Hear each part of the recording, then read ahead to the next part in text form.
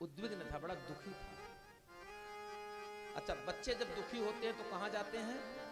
अपने बड़ों के पास, अपने माता पिता के पास, अपने गुरुजनों के पास जाता है।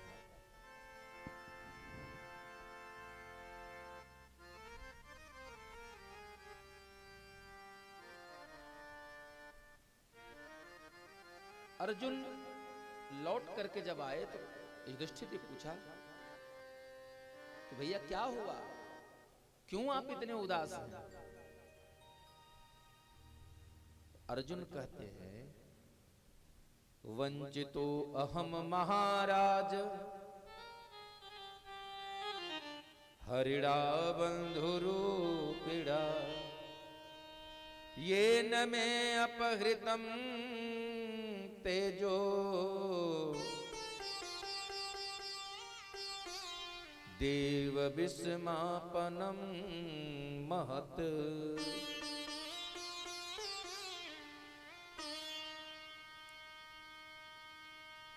हे भैया, हे ज्येष्ठ भ्राता, अब यह अर्जुन शून्य हो गया।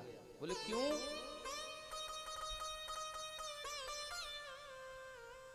क्योंकि मेरे अंदर जो देवताओं को भी आश्चर्यचकित कर देने वाला तेज था, ताकत थी, शक्ति था, सामर्थ्य था,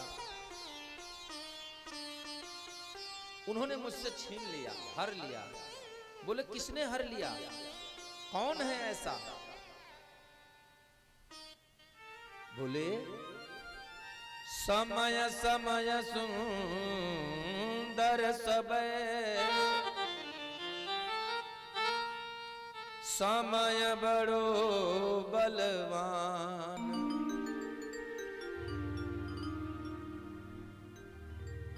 भिल्लन लूटी गोपिका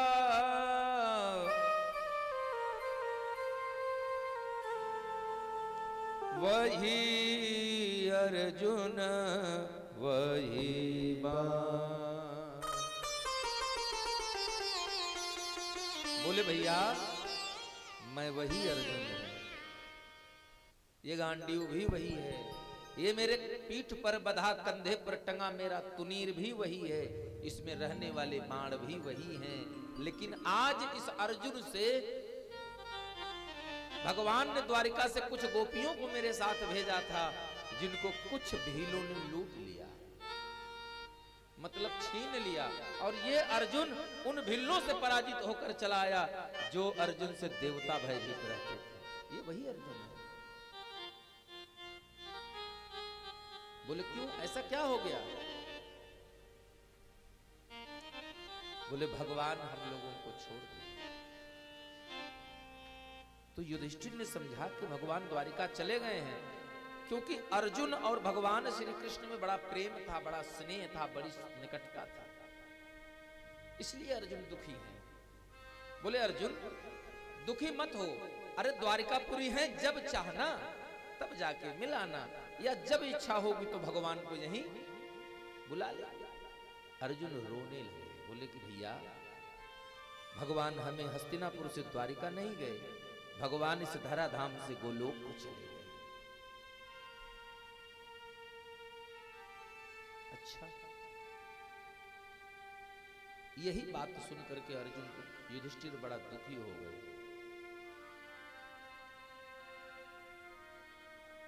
बोले जब भगवान चले गए तो अब हम रह कर क्या करें?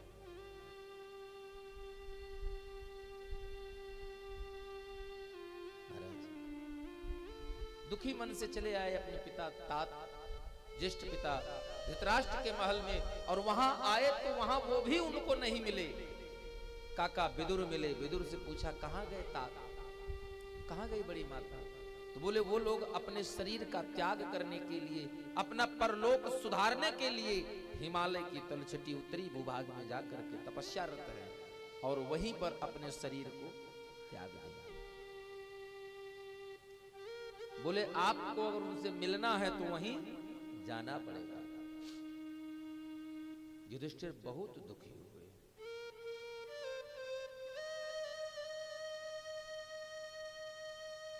और उसके पश्चात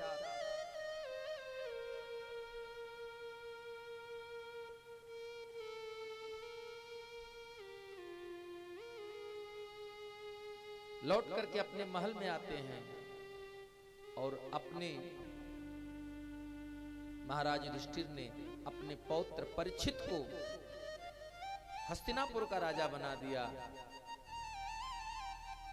अनिरुद्ध के लड़के वज्र को मथुरा का राज सिंहासन सौंप दिया और सौंप करके अपनी पत्नी मैया द्रौपदी के साथ भगवान की खोज में, भगवान की विरह में महाराज युधिष्ठिर, भीम, अर्जुन, नकुल, सहदेव, द्रौपदी, ये तीनों हिमालय की चोटी का आरोहण करने के लिए चले गए।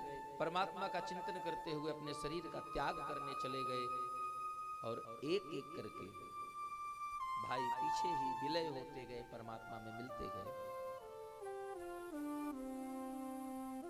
हमारे जीवन की भी गति इसी में है महाराज। स्थिति कोई भी हो, परिस्थितियां कैसी भी हों,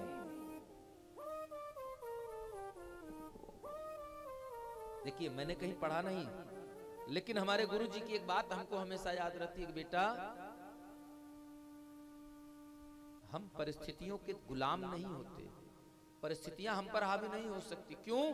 क्योंकि परिस्थितियों के जन्मदाता हम हैं, हम ही वैसी परिस्थिति बनाते हैं अपने लिए। फिर परेशानी आती है, बोले हाँ। हमने कहा गुरुजी फिर उसका उपाय कौन लाएगा? अगर हम ही करते हैं तो उपाय भी हम ही करेंगे। बोले ना, जो बात जहां से आरंभ होती है उस बात का समापन भी घूम करके वहीं आकर होता है। ऐसा नहीं है कि आपके गांव में कोई बात शुरू होगी तो जाकर के दिल्ली खत्म होगी, नहीं। अगर आपके गांव से बात शुरू हुई है तो घूम करके चाहे दिल्ली, दौलताबाद कहीं से आएगी, समापन उसका निर्णय होगा तो आपके गांव में ही होना है, पृथक नहीं होना है। बोले बेटा हर समस्या, हर परेशानी अपना समाधान खुद लेकर आती है। आवश्यकता है तो बस उसे परखने की, उसे समझने की। हर सवाल का जवाब उस प्रश्न के अंदर छिपा होता है।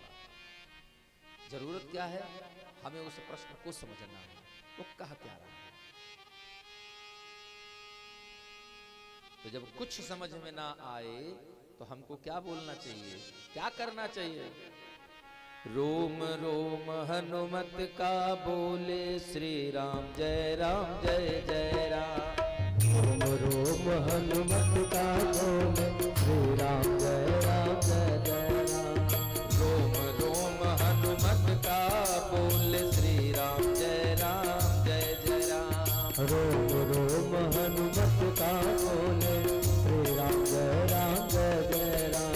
श्री राम जय जय राम। श्री राम जय राम श्री राम जय जय राम। श्री राम जय राम।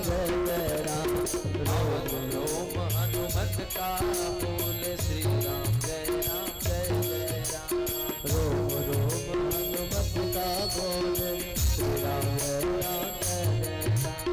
अवधपुरी का कण कण बोले, अवधपुरी का कण कण बोले, अवधपुरी का कण कण बोले, अवधपुरी का कण कण बोले। श्री राम जय राम। श्री राम जय राम। श्री राम जय राम। श्री राम जय राम। श्री राम जय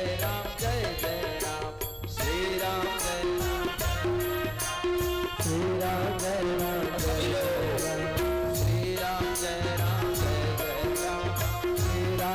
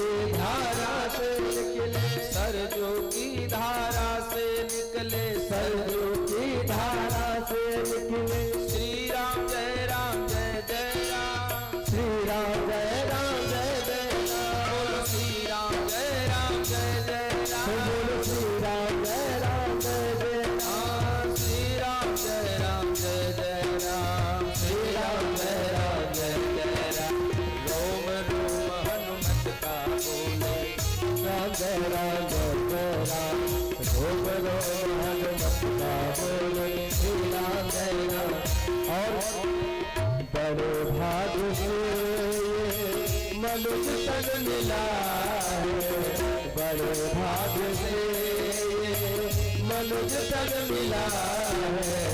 गवाते गवाते उम्र पार कर दी, गवाते गवाते उम्र पार कर दी। खाने कमाने में आयु गवाई है, खाने कमाने में आयु गवाई। ये जिंदगी हमने बेकार कर दी, ये जिंदगी हमने बेकार। क्योंकि मनुष्य जब यहाँ पे आया तो गृह कारण नाना जंजाला, मोह माया में फंस जाता है, जो असली करना है वो भूल जाता है।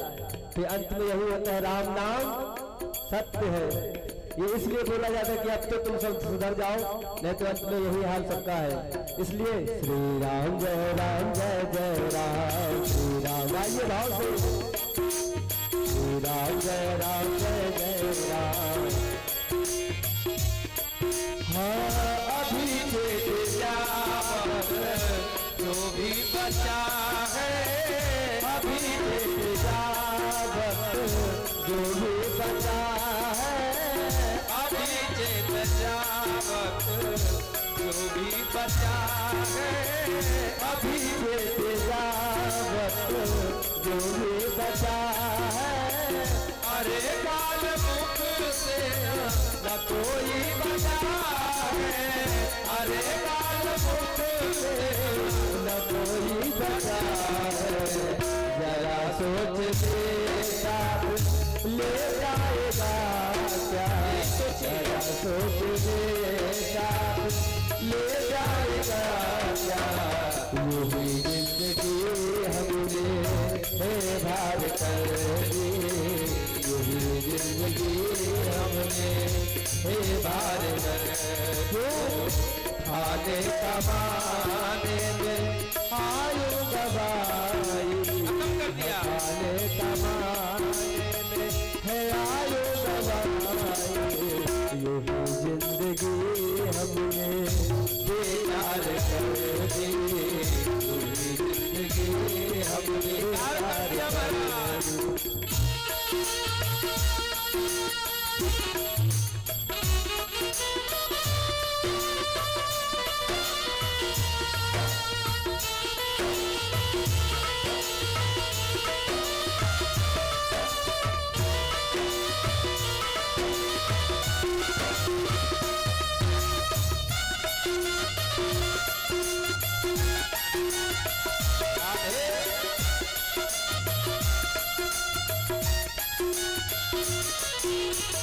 है संसार सागर में जीवन की नैया, है संसार सागर में जीवन की नैया।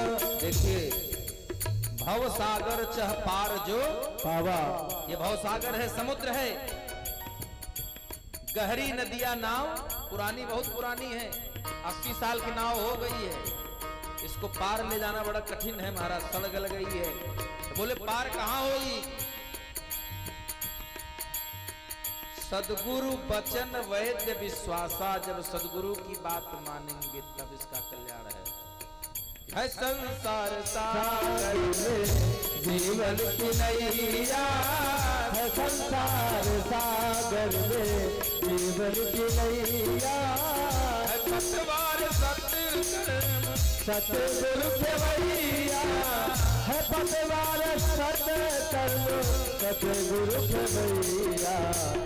माया के चक्कर में फंस करके हमने, माया के चक्कर में फंस करके हमने जीवन की नैया है मझधार कर दी, जीवन की नैया है मझधार कर दी। अगर चाहता अपना कल्याण प्राणी, अगर चाहता अपना कल्याण प्राणी, तो ले मानसा से सतगुरु कुर्बानी,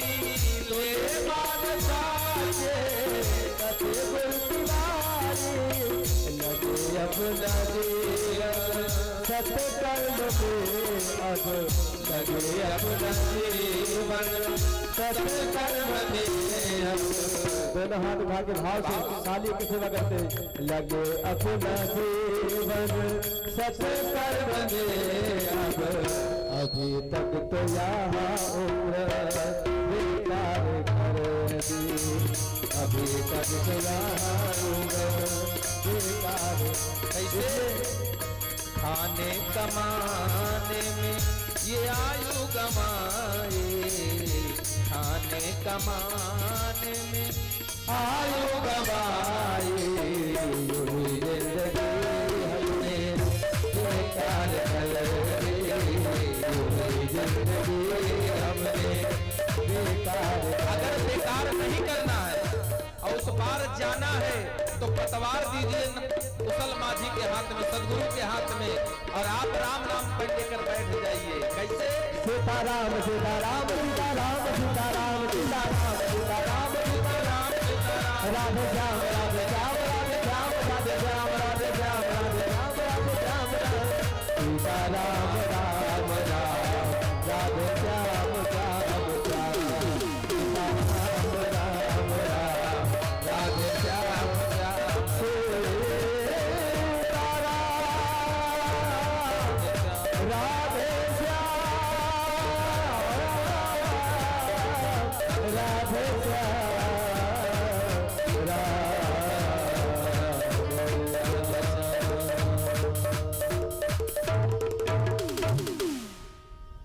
यूं ही जिंदगी हमने बेकार कर दी। देखिए, जिस बेटे के लिए चोरी बेईमानी सब कर रहे हैं ना, सोच रहे हैं कि सारा पैसा बचा के रखे रहेंगे, बेटा हमारा बुढ़ौती में बड़ा सुख देगा। लिखा है, शास्त्र कहता है सुखस्य दुखस्य न कोऽपि दाता, कोई हमको देने वाला नहीं है महाराज। 4 दिनों की प्रेत जगत में 4 दिनों के नाते हैं। उसके बाद पलकों के पर्दे परते सब नाते मिट जाते हैं। 4 दिनों यही सच्चाई है, 4 दिन। और जिसने इस बात को समझ लिया महाराज, वही युधिष्ठिर हो गया, धर्म का प्रतिरूप हो गया। वही पितामह भीष्म हो गया, उसी का जीवन सार्थक हो गया। वही शबरी हो गई। और यह बात जैसे ही समझ में आई, तुरंत महाराज युधिष्ठिर ने अपने पौत्र को राजा बनाया। और राजा होने के पश्चात महाराज परीक्षित का विवाह होता है। महाराज उत्तर की एक पुत्री है, नाम है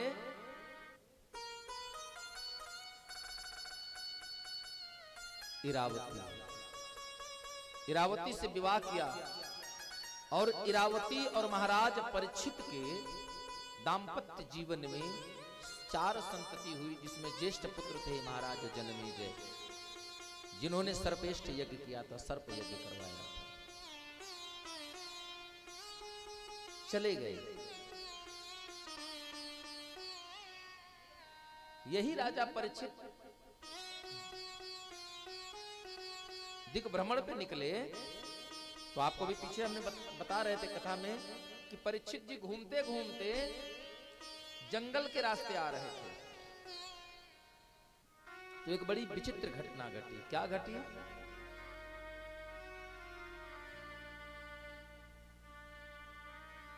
भद्रास्वं केतुमालं च भारतं चोत्तरान् कुरुन् किं पुरुषादे निवर्षाणि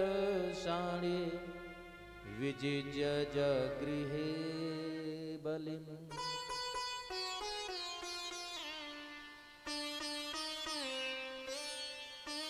अन्य देशों पर विजय प्राप्त करते हुए, अन्य राजाओं को अपने अधीन करते हुए जब वन में पहुंचे तो उन्होंने एक कौतूहल देखा। और कौतूहल क्या देखा? धर्मः पदैकेन चरण। धर्म के 4 चरण हैं महाराज, लेकिन इन 4 चरणों में से आज उस धर्म के पास केवल एक चरण बचा है।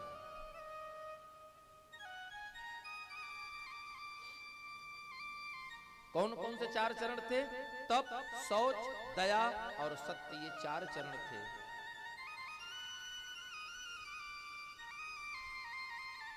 जैसे ही द्वापर खत्म होते होते, द्वापर का अंत आते आते 3 चरण अधर्म के अंश से धर्म, अहंकार के वशीभूत होकर तपस्या, तप और आसक्ति, अर्थात मन को तृप्त करने की जो इच्छा है, आसक्ति है, चाहे वो किसी भी तरीके से हो, क्योंकि मन एवं मनुष्य नाम कारणात बंध मोक्ष नाम। मन ही हमको बंधन में डालने वाला है, बाकी तो कोई नहीं है। अभी मन होगा कि हम लोग अयोध्या चले जाएं भगवान रामलला के दर्शन करने, तब तक बेटी का फोन आ गया, पापा कल सवेरे 9 बजे हमारी फ्लाइट अयोध्या उतर जाएगी और हम आपके घर पहुंच जाएंगे। शाम को आपको जाना था, अब शाम वाला प्रोग्राम कैंसिल हो गया। क्यों? क्योंकि बेटी आ रही है। आत्मा नहीं कर रही है, हृदय नहीं मानता, लेकिन मन मना लेता, भैया अरे बेटी आ रही है 1 साल बाद। राम जी तो बगल ही में 40 किलोमीटर है, जब चाहेंगे तब जाके दर्शन कर आएंगे। यही मन का काम है। राजा परीक्षित ने देखा तो पूछा कि एक गाय और एक बैल भागते जा रहे हैं। बैल बेचारे का एक पैर सही है, उसे एक पैर और 3 टूटी टांग लेकर के जमीन पर घिसट घिसट कर भाग रहा है। और उसके पीछे एक धूर्त काय, बहुत विशाल काय शरीर, विकराल शरीर वाला व्यक्ति नंगी तलवार लेकर उसके पीछे दौड़ रहा है। राजा परीक्षित के पास आई तो उन्होंने तुरंत हाथ जोड़ लिया, हे राजन, हम आपकी शरणागति में हैं, कृपया हमारी रक्षा करें। पूछा, आप हे देवी आप कौन है मैया? क्योंकि गऊ हैं और बाणी आपकी मनुष्य जैसी है, तो आप साधारण तो नहीं है। अभी कुछ जवाब दे पाते, इतने में वह धूर्तकाय व्यक्ति आ गया। और जैसे ही वह व्यक्ति आया, महाराज परीक्षित अपनी तलवार निकालकर खड़े हो गए, सावधान, अब आप इनका कुछ नहीं अहित कर सकते। बोला क्यों? बोले मेरा साम्राज्य है, मैं कुछ भी करूं। बोले आपका साम्राज्य होगा जहां होगा वहां, ये जहां आप खड़े हैं ये राजा परीक्षित का राज्य है। इस राज्य की परिधि में, इस राज्य की राज्य सीमा के अंदर आप गौवंश पर अत्याचार नहीं कर सकते, किसी निरीह पर हिंसा नहीं कर सकते।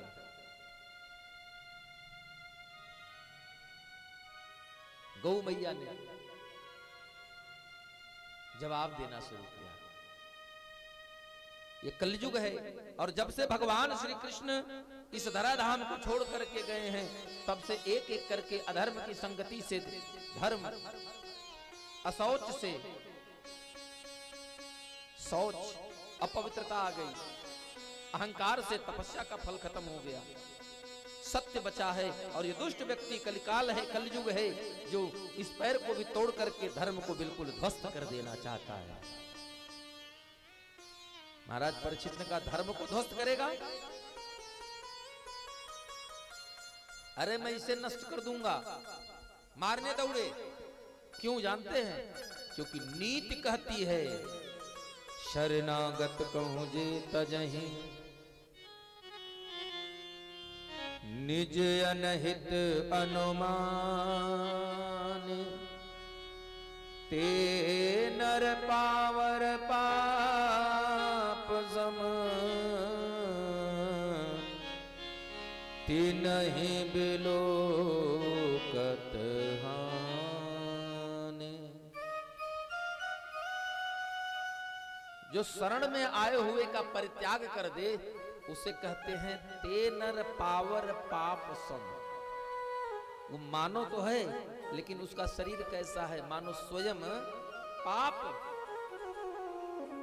धरे मनुजाद, मानो मानव रूप में साक्षात पाप सामने खड़ा हो। इतना बड़ा जघन्य अपराध है। आपकी शरणागति में आ जाए कोई, भले वो आपका दुश्मन हो, लेकिन उस समय आपका धर्म है उसकी रक्षा करना। महाराज कलिकाल को मारने तलवार लेकर दौड़े, और जो कलिकाल को मारने दौड़े तो वो महाराज लेट गया। त्राहिमाम, प्रभु वध मत करिए। बोले मैं तुम्हारा वध नहीं करूंगा। क्यों मार रहे हो इनको, और तुम्हारा राज कैसे आरंभ हो गया? बोले प्रभु सतयुग गया तो त्रेता आया, त्रेता गया तो द्वापर आया, और जब द्वापर चला गया तो कलयुग आया। अब तो मेरा समय आया है।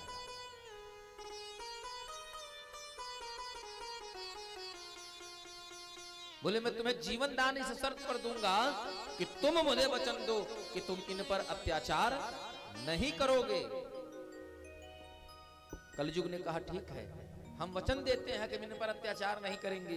तो महाराज परीक्षित ने कहा कि तुम हमारे क्षेत्र से निकलकर चले जाओ। तो उसने कहा प्रभु जहां जहां तक, चूंकि चक्रवर्ती सम्राट थे तो चक्रवर्ती सम्राट का मतलब होता है कि जिनके राज्य में सूर्यास्त नहीं होता,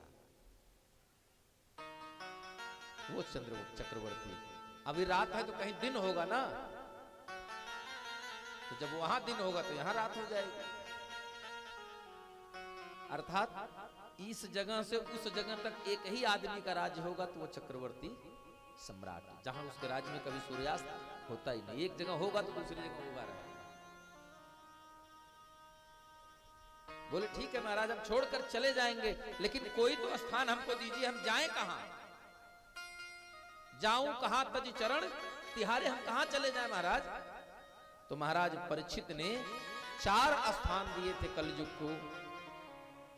अब तस्मै असना अस्थाना निकल ये ददो।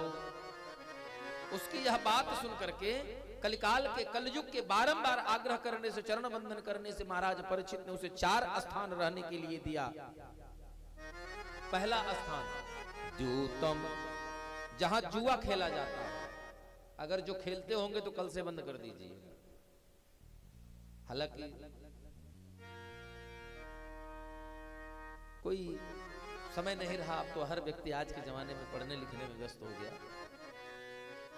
किसी भी तरह की सट्टेबाजी जहां होती हो वहां कलयुग का वास होता है। दूसरा पानम, जहां मदिरालय हो, जहां मदिरा का पान होता हो, मदिरा का व्यापार होता हो, ऐसे स्थान पर कलयुग का वास होता है। तीसरा स्थान स्त्रीय, जो व्यक्ति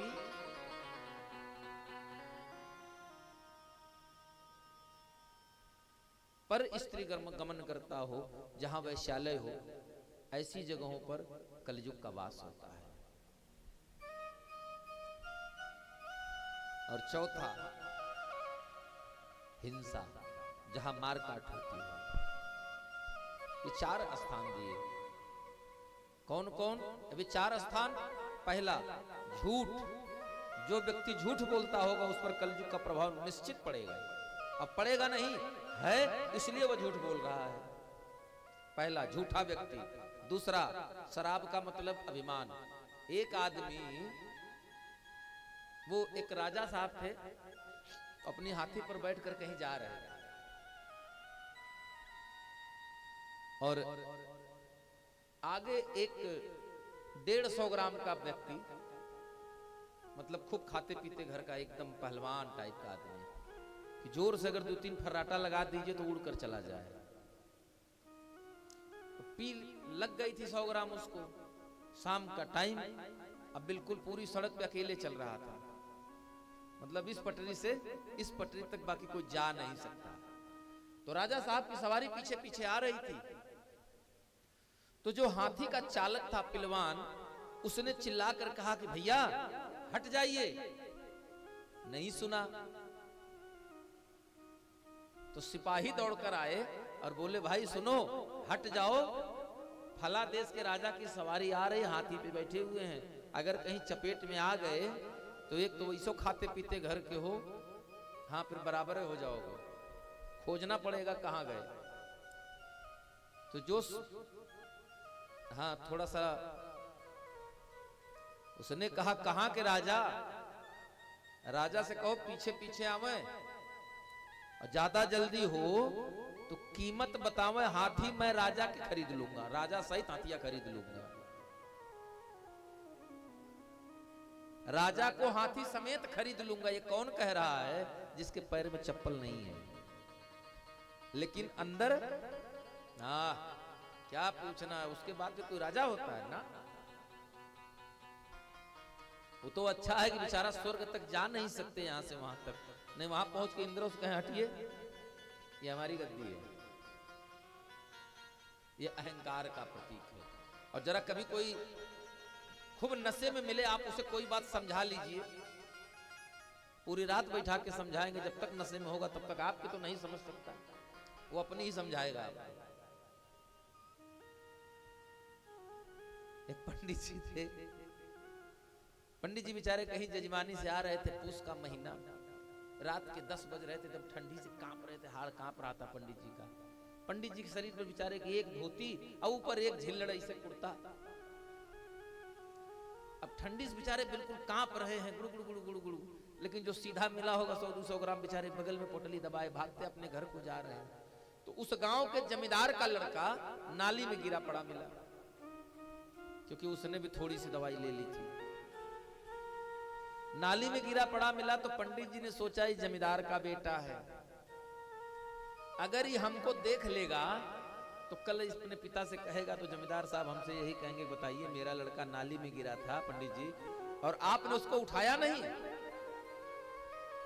यही इंसानियत है आपके अंदर। तो पंडित जी ने सोचा कौन बवाल में पड़े भैया, ऐसा है पंडित जी थोड़ा सा रास्ता बगल लिया के निकल जाओ। अब पंडित जी बेचारे इधर से न जाके उतनी दूर से जा रहे थे, तो शराबी कहीं से नजर पड़ गई, पंडित जी प्रणाम, खुश रहिए जजमान खुश रहिए। अब भाई आप न किसी से बोलना चाहें, लेकिन अगर वो आपको व्यक्ति कहे भैया प्रणाम तो कुछ तो बोलेंगे, अब कुछ नहीं कहे और भैया सब ठीक है, हाँ ठीक है, भले समय मत दीजिए, और सब ठीक है, हाँ जजमान सब ठीक है। जाने लगे, अरे बोला सुनिए महाराज काहे इतना कांप रहे हैं। पंडित जी ने सोचा अगर इससे हम कह दें कि हमको ठंडी लग रही है तो अभी बताएगा कि हम नाली में पड़े, हमको ठंडी नहीं लग रही, हम गीले हुए हैं। पंडित जी ने कहा बहाना कर देते हैं, भाई हमको बुखार हो गया है। पहले जमाना में जूड़ी आती थी ना, जूड़ी, पूरे घर की रजाई उड़ा दीजिए उसके बाद वो जूड़ी नहीं जाती। वास्तविकता है, जब जड़ाए दे के बुखार आता है, ठंडी लगे तो ऐसे होता है। पंडित जी ने कहा हमको जूड़ी आ रही है, तो उसने कहा जूड़ी आ रही है, अब वहां कहां जा रहे, इधर आइए इधर आइए जल्दी आइए। पंडित जी बेचारे मरता क्या न करता, चले गए। तो जब चले गए तो उसने पैंट की जेब में हाथ डाला, दूसरी में से एक शीशी और निकाला, अब पंडित जी को कहा ये पकड़िए। पंडित जी बेचारे अब अंधेरे में देख नहीं पाए, उसने शीशी फेंक दिया, पंडित जी ने पकड़ लिया, ये क्या जजमान, अरे राम राम राम राम, हम वैष्णव हैं, लहसुन प्याज नहीं खाते, प्रभु आप हमको मदिरा दे रहे हैं। अरे बोला इसको पी लीजिए, बोले क्या इसके पीने से बुखार चला जाएगा। तर्क कितना बढ़िया देते हैं, बोले इसके पीने से मेरा घर चला गया, इसके पीने से मेरा जमीन चली गई, इसके पीने से पत्नी चली गई, बच्चे चले गए, सब कुछ चला गया, तो बुखार कौन बहुत बड़ी चीज है कि इसके पीने से नहीं जाएगा, ले लीजिए। तो वो भी कलयुग के प्रभाव में, झूठ, अभिमान, स्त्री का संग, अर्थात पराई स्त्री की संगत, यह आपके काम का प्रतीक है। ये 3, और चौथा हिंसा, रजोगुण, मारकाट, ये 4 जहां होंगे वहां कलयुग का प्रभाव होगा। तो कलयुग हाथ जोड़कर बोला प्रभु क्षमा करिएगा नाथ, एक पूरब, एक पश्चिम, एक उत्तर, एक दक्षिण।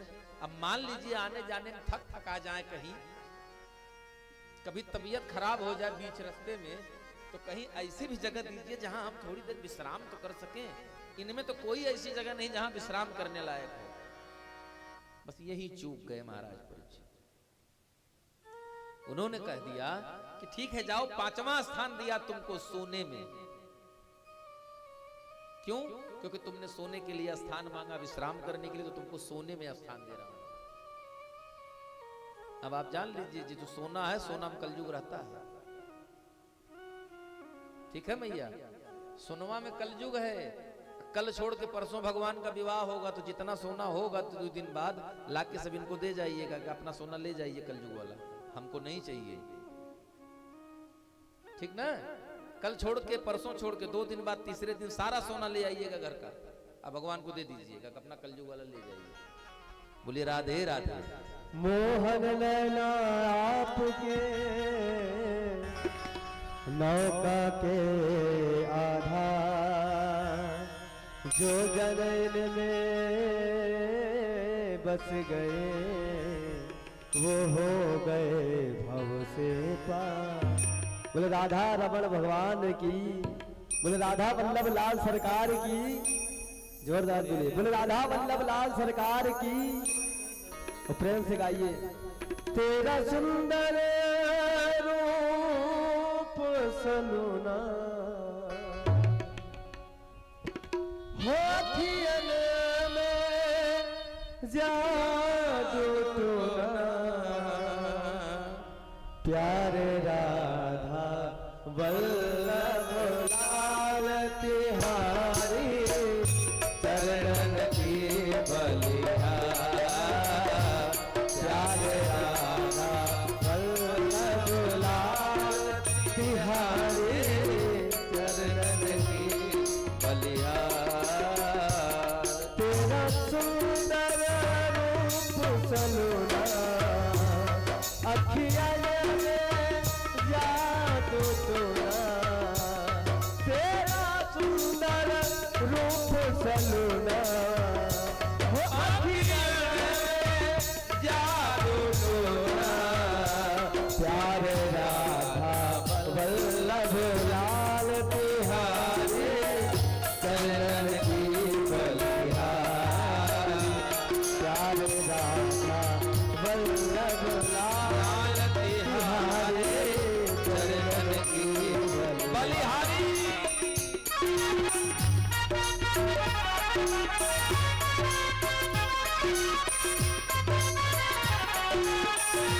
राधा वल्लभ लाल सरकार की।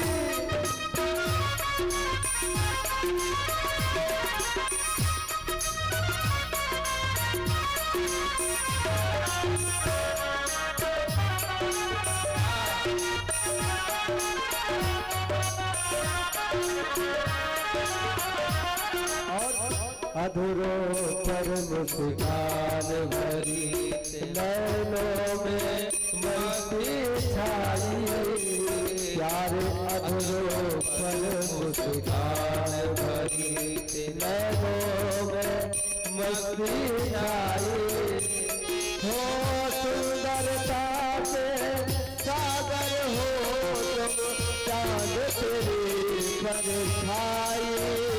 प्यारे सुंदरता के सागर हो तुम, चांद तेरी परछाई।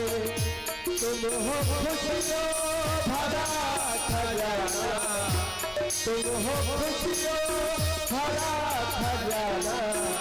सब हो जाए तेरा दीवाना, तुझे देखे जो एक बार तिहारी, सूरत पर बलिहारी। प्यारे राधा वल्लभ लाल तिहारी, सूरत की बलिहारी।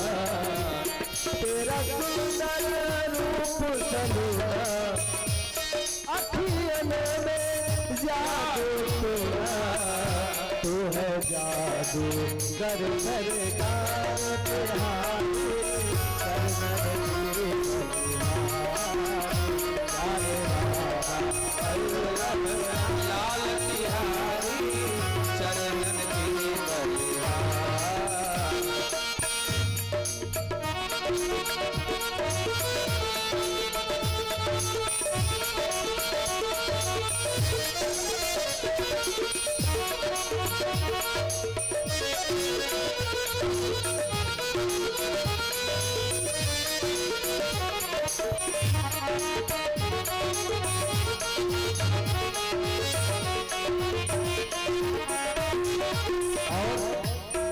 अद्भुत दिव्य श्रृंगार तेरा, नव यौवन श्याम कलेवर, नव यौवन श्याम कलेवर। श्री राधा संग में नित्य विराज, काले के तट पर हो राधा संग में नित्य विराज, काले के तट पर है ये अभिलाषा मेरे मन में, बस जाओ इन नयनन में, है ये अभिलाषा मेरे मन में, बस जाओ इन नयनन में। कर दो तुम के नाम पुकार तिहारी, सूरज पर बलिहारी,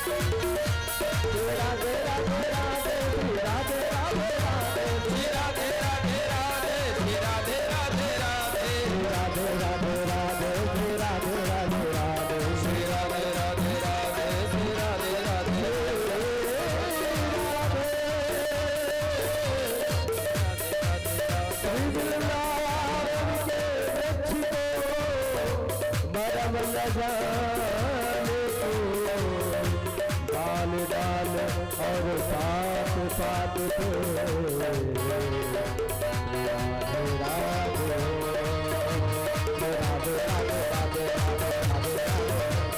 राधे राधे राधे जय राधे राधे राधे राधे अरे राधे राधे राधे राधे राधे राधे राधे राधे राधे राधे राधे राधे राधे राधे राधे राधे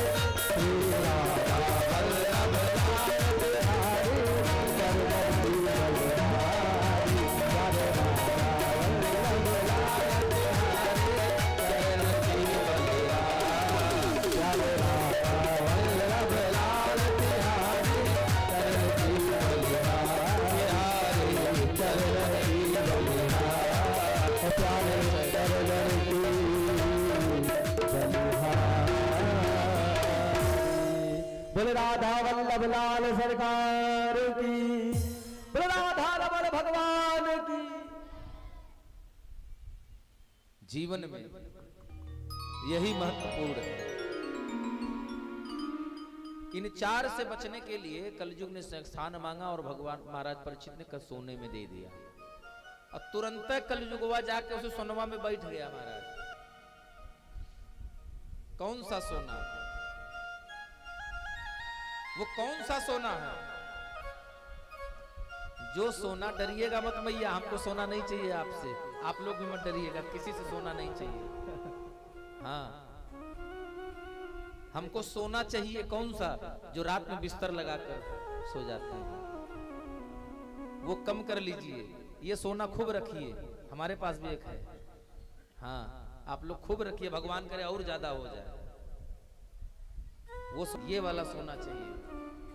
कुछ हमको दे दीजिएगा, थोड़ा हम भी सो लिया करेंगे, थोड़ा आप लोग कम सोइए और भगवान का भजन करिए। कलयुग ने जैसे पाया कि सोने में जगह, एक छोटा सा स्वरूप बनाया और कूद करके महाराज परीक्षित के सर पे जाकर बैठ गए। जानते हैं क्यों? क्योंकि उस समय महाराज परीक्षित के सर पर जो मुकुट था वो एक अधर्मी राजा था, नाम है जरासंध। दुर्योधन कंस का ससुर है जरासंध। जरासंध पापी था, अधर्मी था। मैंने पहले बताया कि अधर्म से कमाए धन, सोना चांदी हीरा जवाहरात सब में कलयुग होता है अधर्म से। कलयुग उस सोने में बैठ गया। राजा परीक्षित को पता नहीं लगा, लेकिन हावी तो हो गया। आदमी कहता नहीं इनके कलयुग सवार है, यही तो कहता है। कोई आदमी गलत काम करे तो हम लोग क्या कहते हैं, इनके ऊपर पाप सवार हो गया है, और नहीं तो एकदम कलयुग सवार है। तो राजा परीक्षित के ऊपर कलयुग सवार हो गया।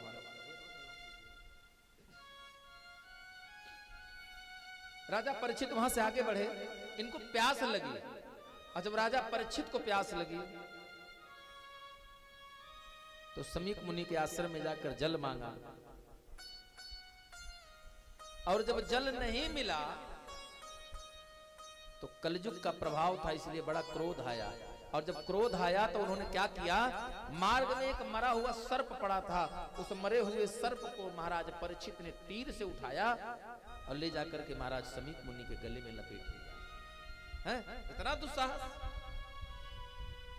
कि मैं यहाँ का राजा और मेरे राज में रह करके जीवन यापन करने वाला सन्यासी, इतना दुस्साहस कि मेरे बोलने पर कोई प्रतिक्रिया नहीं, कोई जवाब नहीं। क्यों जानते हैं? क्योंकि मैंने पहले बताया था कलयुग कहां कहां है, अहंकार में भी है। अब यहां बात हो गई मैं राजा।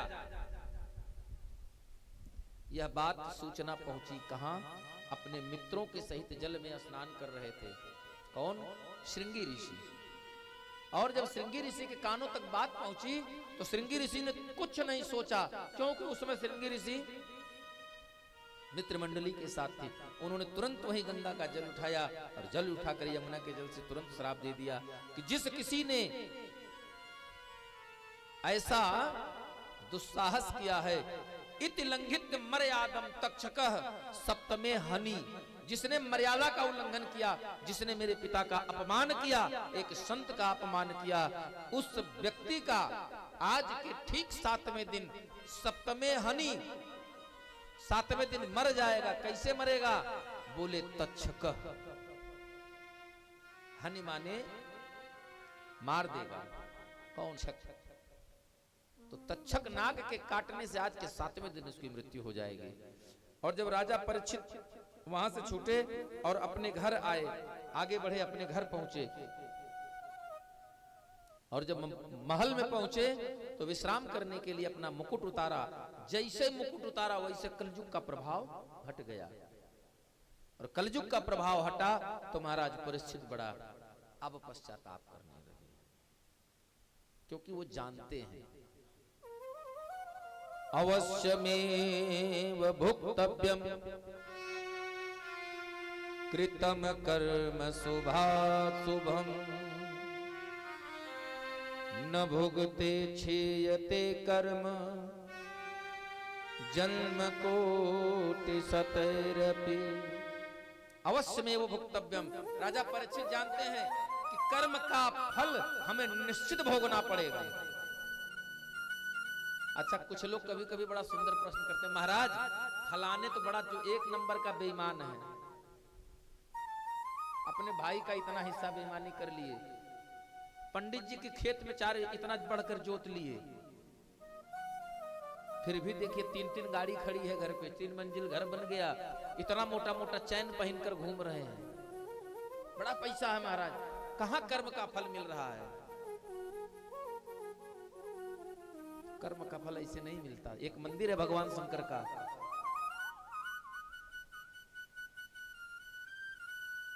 मंदिर में 2 लोग शरण लिए हैं रात्रि बेला में, एक जमींदार साहूकार जो बेचारा एकदम भक्त है भोलेनाथ का, और एक चोर। वो चोरी करने ही मंदिरवा में आया था, लेकिन गलती से साहूकार जी भी आ गए, बेचारा सोचा आप कैसे करेंगे, पकड़ लिए जाएंगे। तो जब दोनों लोग निकलने लगे, साथ में निकले, और जब साथ में निकले तो थोड़ी दूर गए तो चोरवा को एक मोहर सोने के सिक्कों से भरी हुई पोटली मिली, थैला मिल गया, एक बैग रुपया भर के मिल गया। अब ऐसे समझिए रुपया भर के बैग मिल गया। और बाबू साहब आगे गए तो उनके पैर में लोहे की इतनी बड़ी खील फंस गई, चुभ गई, खून निकलने लगा। अब बैठ गए बेचारे पैर पकड़ के। और चोरवा तो एकदम महाराजा, बिना चोरी किए इतना धन मिल गया तो क्या ही पूछना है। बाबू साहब बड़े परेशान। सुबह हुई, लौटकर फिर मंदिर आए। आगे गए थोड़ा, जब थोड़ा और उजाला हुआ तो आगे बढ़े तो रास्ते में एक सन्यासी आ रहे थे, एक महात्मा जी आ रहे थे। तो महात्मा जी से प्रणाम किया। तो महात्मा ने हाल चाल पूछा, और क्या हुआ, क्यों आप लंगड़ा के चल रहे हैं? तो जमींदार ने कहा, महाराज एक मंदिर में मैं और एक चोर एक साथ बैठे थे, चोर निकला तो उसको इतना सारा रुपया मिल गया, जबकि वो तो चोर है, जीवन भर पाप किया। और मैं तो सुबह शाम दोपहर तीनों टाइम मंदिर जाता हूं, आज तक किसी का 2 पैसा मैंने बेईमानी नहीं किया, हमेशा दान किया, हमेशा गरीबों की मदद किया, फिर मुझे क्यों कील चुभी? अरे ना पैसा मिलता ना मिले, कम से कम चोट तो नहीं लगती। तो महात्मा ने कहा, अच्छा रुकिए। वो संत जो थे वो त्रिकालदर्शी थे, उन्होंने तुरंत महाराज आसन मार दिया, पद्मासन पर बैठ करके ध्यान लगा दिया। और ध्यान, वो जो चोर था पिछले जन्म का उसने इतना बढ़िया कर्म किया था कि उसे इस बार तो आज के दिन राजा होने का योग था। कर्म का प्रभाव था कि उसे आज ही के दिन इस तिथि में इस लगन में उसको राजयोग था, उसे तो राजा बनना था। खजूर सिमट करके, राज खजाना सिमट करके एक झोला रुपए में बदल गया। बोले चलिए उसका तो ठीक, हम कौन सा गलती किए थे? बोले आज उसी लगन में आपको फांसी होने वाली थी। क्यों? क्योंकि पिछले जन्म में आपने पूरे अपराध किए हैं। पिछले जन्म में आप राजा थे और एक निरपराध व्यक्ति को आपने फांसी दिया था। इस बार उस पाप के कारण आज की इसी तिथि में आपको फांसी होने वाली थी, लेकिन इस जन्म के कर्म ने आपको बचा लिया, जो फांसी केवल और केवल कील बनकर रह गई। ये है कर्म का प्रभाव। तो ये मत मन में विचार लाइए कि महाराज चोरी बेईमानी किए तो उनके पास बड़ा रुपया है, जीवन भर सुख भोग किए हैं। अरे ये विचार करिए कि हो सकता था अगर चोरी न किया होता तो आज कहीं किसी देश का राजा, मुख्यमंत्री, प्रधानमंत्री बनकर बैठा होता। हमारे साथ कुछ अनिष्ट हो जाए तो उसको यह मानकर स्वीकार कर लीजिए कि जय हो ठाकुर जी, बड़ी कृपा आपकी प्रभु, कि हाथ ही टूट कर रह गया। अगर कहीं गर्दन टूट जाती तब विचार करिए, आप गाड़ी से जा रहे हैं, दुर्घटना हुई तो आपका हाथ टूट सकता है, तो क्या गर्दन नहीं टूट सकती थी? टूट सकती थी। ये आपके कर्म का प्रभाव है कि परमात्मा ने कहा नहीं नहीं, बस इतने का ही जरूरत है, इसको ठोकर लगनी चाहिए। राजा परीक्षित चिंतित हो गए, और जब चिंतित हो गए तब महाराज आ गए गंगा जी के तट पर। वहां मैंने आपको बताया था कि सारे संत आ गए, फिर सुखदेव जी बुलवाए गए। सुखदेव जी आए और आने के बाद जब व्यास गद्दी पर बैठे तो पूज्यपाद व्यास नंदन सुखदेव जी भगवान को बारंबार प्रणाम है। व्यास गद्दी पर आसीन है सुखदेव जी महाराज,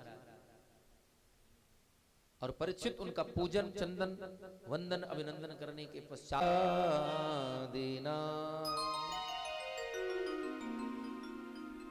कहते हैं, गुरुदेव कृपा करके दास पर अपनी करुणा करें और मेरे मन का जो ताप है, जो दुख है, उस दुख को दूर करिए। जानते हैं क्यों? गुरु बिन भावा निधि, यही यथार्थ है महाराज।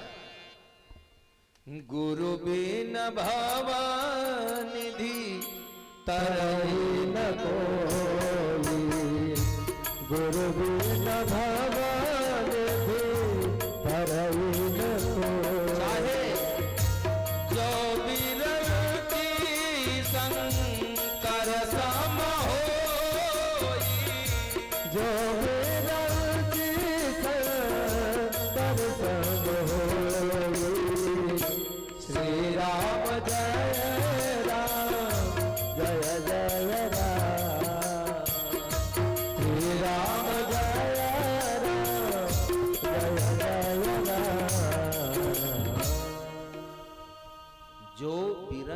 शंकर सम हुई।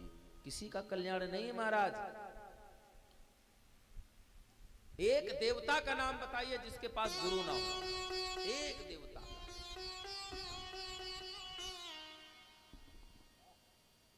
कोई नहीं है जो बिना गुरु के बचा हो।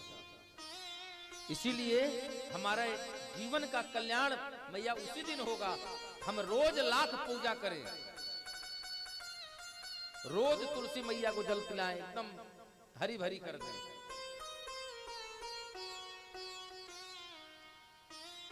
लेकिन हमारा लाभ, हमारा कल्याण उसी दिन निहित होगा जब गुरु की शरणागति होगी। ये है गुरु की महिमा। और गुरु कौन? आजकल तो बड़ा जोर शोर से चलन चला है सरवर।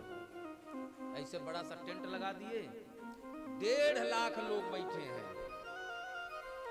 गुरु जी व्यास गद्दी लगा के बैठे हैं, चेला सब 1100 की रसीद कटवाए हैं। अब सोचिए कि 1.5 लाख चेला बनने आए हैं और 1100 रुपया का चंदा दे रहे हैं, तो कितना लाख रुपया हो गया। हम तो भाई इतने पढ़े लिखे नहीं, इतना पैसा देखबे नहीं की आंख से, कम से कम आप लोग गुड़ा गणित करके बताइएगा कितना होगा। 1.5 लाख व्यक्ति और 1100 रुपए का सहयोग रसीद कटी है। काहे भैया? बोले नाम दान लेना है, चेला बनने आए हैं, अपनी कंठी अपने ले आए हैं, पहन लिए। अब गुरुजी लाउड स्पीकर में आवाज चिल्ला रहे हैं, बोलिए राम राम। कौन सा गुरुमुखी हुए भाई आप?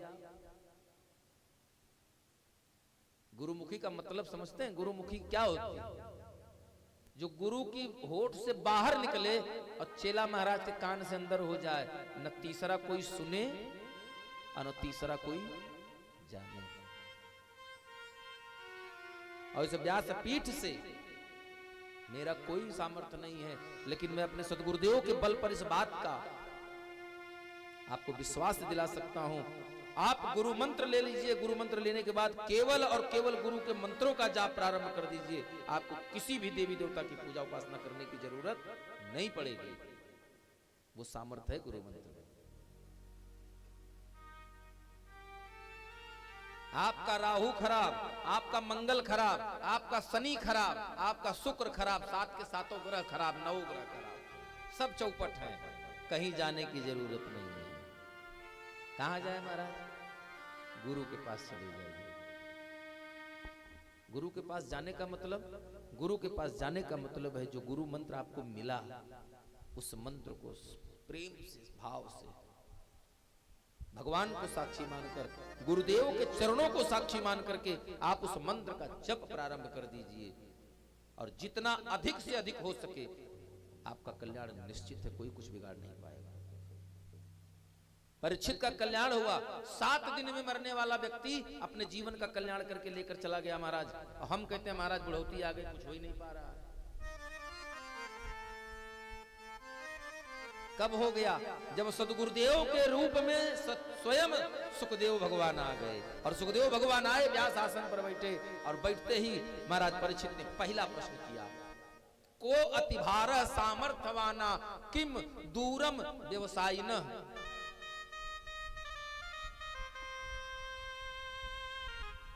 को विदेश सविद्या नाम कह परह प्रियवादी नाम। बोले बड़ा भार है, बड़ा वजन है, कौन दूर तक व्यापार करने जाए? बड़ी बड़ी राज सीमा, धन, पत्नी, बच्चा, ये सब चिंता से मुक्त कैसे होंगे प्रभु? कृपा करके ऐसे सत्कर्म बताइए, ऐसा कार्य बताइए, ऐसी विधि बताइए जिसके प्रभाव से ये सब क्षण भर में छूट जाए। और जब तक ये छूटेगा नहीं, यह सब माया कर परिवारा, जब तक माया नहीं छूटेगी तब तक मायापति नहीं मिलेगा।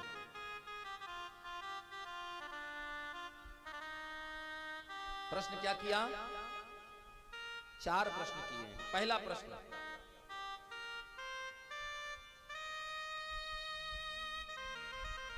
और महाराज परीक्षित के प्रश्नों के उत्तर में सुखदेव जी महाराज कहते हैं, राजन आपने बड़े सुंदर प्रश्न किए हैं, आप सद्धन्य हैं। क्यों धन्य हैं? बोले प्रश्न के 4 प्रकार होते हैं। एक वो प्रश्न होता है जो आपस में किसी से बहस हो जाए, बात विवाद हो जाए, तर्क वितर्क करते हैं ना, सवाल जवाब करते हैं। क्यों? क्योंकि हमको विजयी होना है, हमको जीतना है फलाने से, इसलिए उनको हरा देने के लिए सवाल जवाब करते हैं। तो जहां एक दूसरे से ऊपर हार या जीत दर्ज कराने के लिए, प्रदर्शित करने के लिए जो प्रश्न किए जाएं, वो क्या हैं? वो तुच्छ हैं, नीच प्रश्न हैं, बहुत गिरे हुए सवाल हैं, बहुत निम्न स्तर का प्रश्न होता है। दूसरा, कनिष्ठ प्रश्न होते हैं। ये प्रश्नों की श्रेणी है। दूसरा प्रश्न कनिष्ठ, माने उससे थोड़ा ऊपर। कौन से प्रश्न आते हैं? बोले वो प्रश्न जो अपनी बुद्धिमत्ता को सिद्ध करने के लिए और किसी विद्वान को नीचा दिखाने के लिए किया जाए। हम जानते हैं कि वो हमसे विद्वान है, लेकिन फिर भी उसे कैसे हम समाज में नीचा दिखाएं। जैसे आपके गांव में कोई व्यास जी कथा बांचने आ जाए और एक जने 2-4 पन्ना कहीं से पढ़े और एक प्रश्न लिख चले आए। जैसे एक जगह साकेत धामवासी पूज्यपाद श्री राजेश्वरानंद जी महाराज जी की कथा चल रही थी मध्य प्रदेश में। तो एक जजमान आया उनके पास, बोला महाराज जी एक प्रश्न है। हनुमत कथा चल रही थी, सुंदरकांड पर चर्चा हो रही थी। बोले तब मुद्रिका मेल मुख माही जल धिलाग गए अचरज नाही। बोले महाराज हनुमान जी मुद्रिका मुख में रखकर जा सकते हैं, इसमें मुझे कोई संदेह नहीं है, लेकिन मशक समान रूप कब धरी? इतना बड़ा मच्छर, अब अगर आदमी 2 फुट का होगा तो अंगुरिया तो इतनी मोटी होगी। अब इतना बड़ा मच्छर है, अब मटर के दाने के बराबर अंगूठी है, तो मच्छर के मुंह में मटर का दाना तो जाएगा नहीं।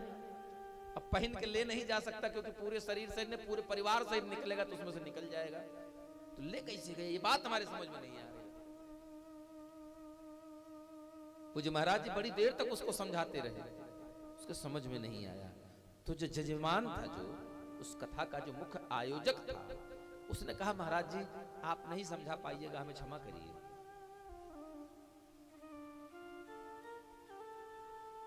तो महाराज उस आयोजक का मुंह देखने लगे। अच्छा महाराज जी देखिए, अब उनके बारे में क्या ही कहे जा सकते हैं, मेरे पास कोई शब्द नहीं है। वो मुस्कुराए और चुप हो गए। क्यों? क्योंकि उनको पता था कि सठे साठ्यम समाचरे, जैसे को तैसा मिले मिले नीच को, जस देवता तस चाहिए पूजा। देवता जैसा होगा पूजा वैसे मानता। आदमी नहीं कहते लात के देवता है नहीं मानेंगे, हाँ बिना उसके मानेंगे नहीं। बोले गुरुजी ये आप नहीं समझा पाएंगे, हम 2 मिनट का अवसर दीजिए। लेके बाहर आए। बोले इतना तो पढ़ लिए सुंदरकांड में, थोड़ा आगे बढ़ो या पीछे आ जाओ। बोले हाँ आ गए। बोले भगवान का हनुमान जी का स्वरूप कैसा था, इसके पहले क्या पढ़े थे? बोले पढ़ा था कि राम काज लगी तब अवतारा। जैसे जामवंत ने कहा तब हनुमान जी क्या हो गए, बन रहे जैसे थे? बोले नहीं, सुनते ही भय पर्वताकारा, बहुत बड़े हो गए। बोले तो हनुमान जी का आकार समझ गए, बिल्कुल पहाड़ जैसे हैं, कई किलोमीटर लंबाई चौड़ाई है उनके शरीर की। बोले हाँ इसमें कोई संदेह नहीं। तो बोले लंका में चलो। बोले लंका में कैसे हैं? बोले मर्दों की छोड़ो, सुपनखिया की जब नाक कट गई तो वो सोचते हैं कि मानो गेरू का पहाड़ है और उसके ऊपर से बोले एक कज्जल काजल काला पहाड़ है और उस पहाड़ के ऊपर से किसी ने गेरू घोर कर गिरा दिया है। पहाड़ जैसी सुपनखिया है। तो उसके भाई लोग कैसे बड़े बड़े होंगे, अब आप समझ सकते हैं। कुंभकर्ण के बारे में बताया भी है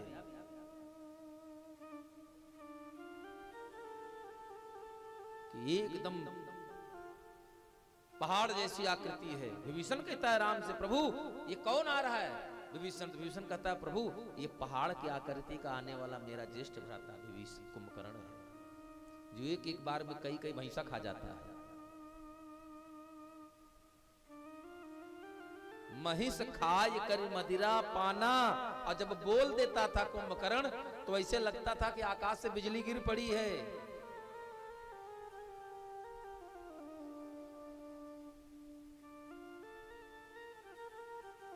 तो बोले तब, तो बोले जब उतने बड़े बड़े पहाड़ जैसे आदमी, तो उनको काटने के लिए मच्छर कितने बड़े होंगे? बोले कम से कम नहीं ज्यादा तो कुत्ते भर के तो रहे ही होंगे। बोले हाँ तो बोले जब कुत्ते भर का मच्छर होगा तो एक आदमी की अंगूठी ले जाने में कोई समस्या? बोले ना। अब सही आपने बताया, वो ले जा सकते थे। तो समझने की बात है, परमात्मा के लिए यही प्रश्न है। दूसरा कि किसी भी वक्ता को नीचा दिखाने के लिए अगर उससे प्रश्न उत्तरी की जाए तो वो कनिष्ठ हुआ। बोले मध्यम श्रेणी का प्रश्न क्या है? जो हम किसी को नीचा नहीं दिखाना चाहते, लेकिन हम अपने आप को स्थापित करना चाहते हैं। इस गांव में फलाने भी बहुत बुद्धिमान है, अपने आप को सिद्ध करना। बोले चौथा जो सबसे उत्तम प्रश्न होता है, बोले कौन सा प्रश्न होता है महाराज जी? बोले वो प्रश्न जो अपने नहीं जगत कल्याण के लिए जो प्रश्न किया जाए, जो सबके भलाई के लिए किया जाए, वही प्रश्न सबसे उत्तम होता है। हे राजन, आपका विचार बहुत उत्तम है, आपने जो प्रश्न किया वो बहुत उत्तम है। कौन सा प्रश्न किया? बोले हे महाराज, जो जिस मनुष्य को शीघ्र मर जाना है, उस शीघ्र मरने वाले मनुष्य को क्या करना चाहिए कि उसका कल्याण हो जाए, और इस संसार में आने वाला जीव ऐसा क्या काम करे कि उसका परमार्थ सिद्ध हो जाए, उसकी मुक्ति बन जाए। पर मेरा तो 7 दिन में मृत्यु है महाराज, कृपया मेरा मार्गदर्शन करें। तो महाराज परीक्षित को मन की जिज्ञासा को जान करके पूज्यपाद श्री सुखदेव जी महाराज कहते हैं, खडवांगो नाम राजर्षिर। एक राजा हुए जिनका नाम है खडवांग। खडवांगो नाम राजर्षिर ज्ञात्वेय ता महाविषय। एक राजा हुए खडवांग, जिन्होंने अपनी मृत्यु से ठीक पहले, सिंह साहब बहुत ध्यान से सुनिएगा, राजा खडवांग ने अपनी मृत्यु आने के ठीक पहले मुहूर्तात सर्व मृत्यु सुजय गतवान भयम हरि, मरने के मात्र 2.5 घड़ी पहले,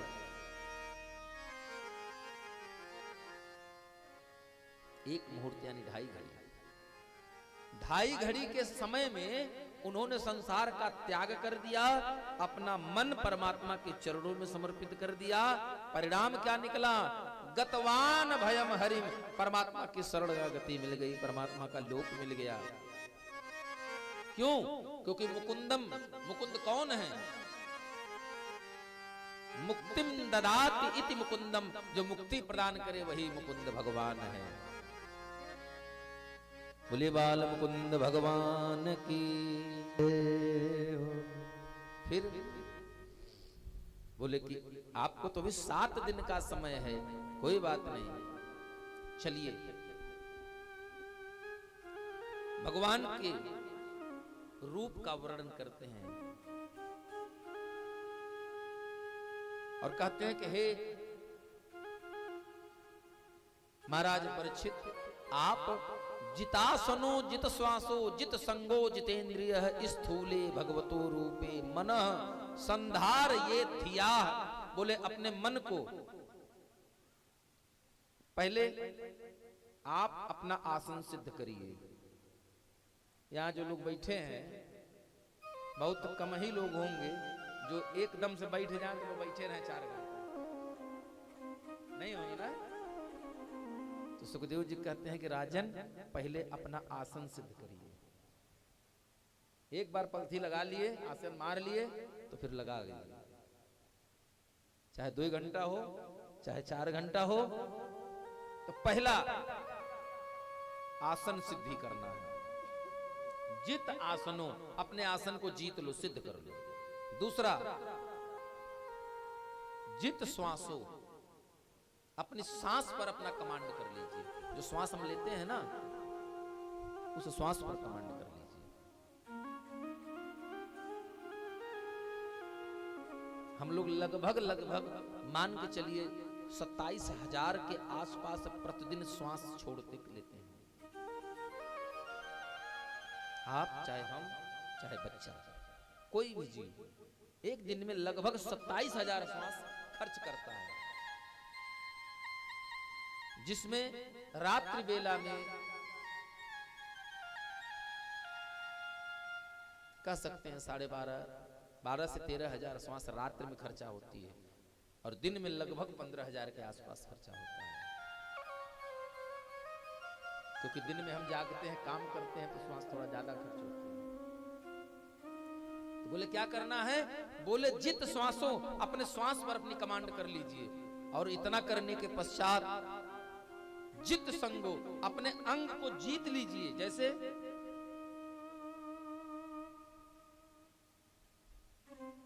आप कभी देखिए, महसूस किए होंगे कि कोई बड़े बड़े आचार्य गुरुजन जब किसी यज्ञ अनुष्ठान में बैठते हैं तो एक बार आसन लगा के बैठ गए तो बेचारे 6-6 घंटा महाराज आसन पर रहते हैं, ना उनको लघुशंका जाने की जरूरत, ना बात, हाँ कहीं जाने की जरूरत नहीं पड़ती। क्या महसूस नहीं होता होगा?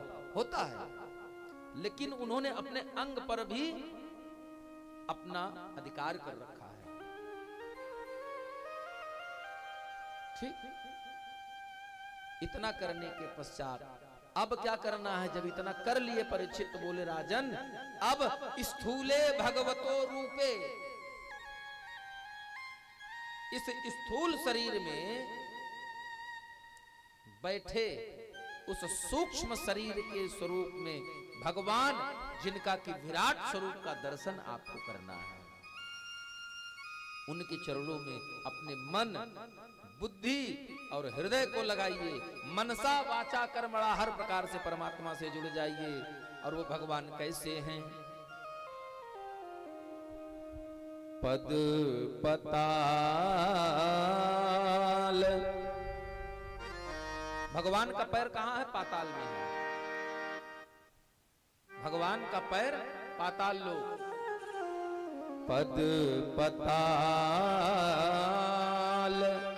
शीस अजधामा, अपर लोक अंग अंग बेसामा। पताल शीस अजधामा, अपर लोक अंग अंग बेसाला। अपर योग अंग अंग बेसाला। श्री राम जय राम, जय जय राम। श्री राम जय राम, जय जय राम। इसीलिए हरि व्यापत सर्वत्र समाना। हरि व्यापक सर्वत्र समाना। प्रेम के प्रगट होई मैं जाना। श्री राम जय राम, जय जय राम। श्री राम जय राम, जय जय राम। श्री राम जय राम, जय जय राम। श्री राम जय राम, जय जय राम। श्री राम जय राम,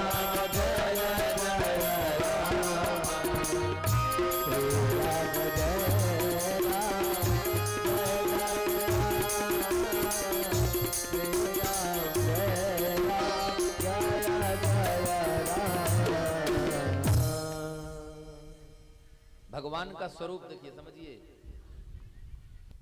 एक तो आप लोग दो भाग में बट गए हैं, हमको बड़ी समस्या हो रही है, इधर देखें कि इधर देखें, है?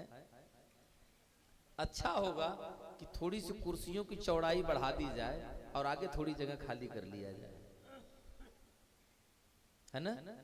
अगर ऐसा कर लेंगे तो सारे लोग सामने होंगे तो और आनंद आएगा।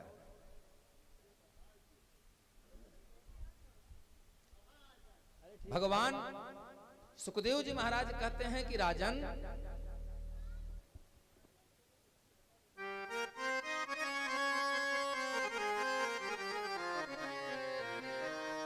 पद भगवान के जो चरण है वो कहां है? पाताल लोक में है। तो ध्यान से समझिएगा, वही परमात्मा जो एक मक्खी में समाया हुआ है और एक हाथी में समाया हुआ है। वो परमात्मा का स्वरूप कितना बड़ा है। बोले चरण जो है, तलवे जो चरण है भगवान के चरण, वो पाताल में है, पद पताल, पाताल लोक में है। और सर कहां है? अजधामा, परम धाम, सत्यलोक के ऊपर है महाराज। तो बोले महाराज जी तो बता दिए कि नीचे पाताल, ऊपर अजधाम, अब बीच में बोले 7 ऊपर है, 7 नीचे है, 14 है। बोले ये सब, बोले ये सब कुछ भगवान के सीने पर है, कुछ दाढ़ी में है, कुछ पेट में है, कुछ कमर में है, कुछ जांघों पर है, कुछ घुटनों पर है, कुछ तलवे के ऊपर जो दोनों तरफ गांठ निकली होती गुल्फ, कुछ उस गुल्फ में है। भगवान के शरीर के अंग प्रत्यक्ष में इसी प्रकार सब लोग हैं। अच्छा, बोले हाँ। बोले फिर? बोले उन्हीं के अंग प्रत्यंग से, जैसे मुख से जनलोक, ललाट से तपलोक, मस्तक से सत्यलोक, दोनों भुजाओं से इंद्र आदि देवता, और भगवान के दोनों कान से 10 दिशाएं, नासापुट से अश्विनी कुमार, स्रोत इंद्रिया से भगवान जो बोले हैं उसे स्रोत इंद्रियां,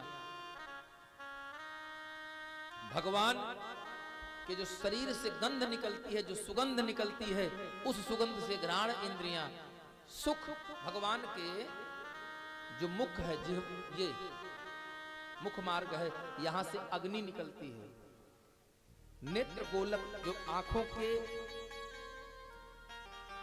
पुतलियों के किनारे किनारे सफेद गोलक है, बोले इन सफेद भगवान के नेत्र गोलक से अंतरिक्ष जो आसमान है, भगवान के दोनों आंख जो हैं, इनसे एक चंद्रमा से और एक सूर्य है।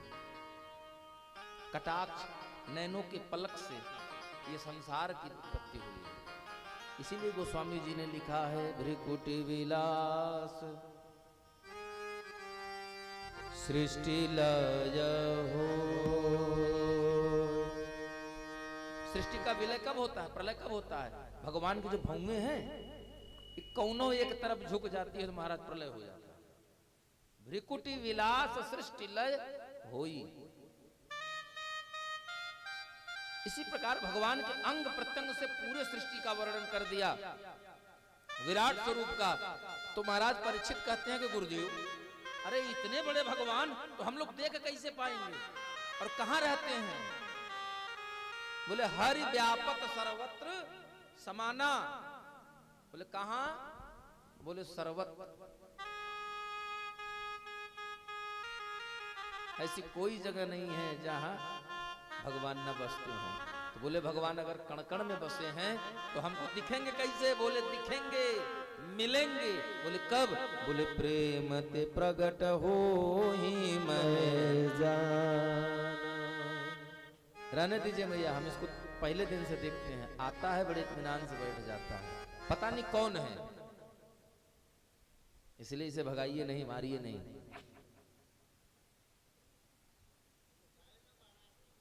हाँ, हम वही पहले दिन से इस बात को नोटिस कर रहे हैं, वहां यहां यहां बिल्कुल।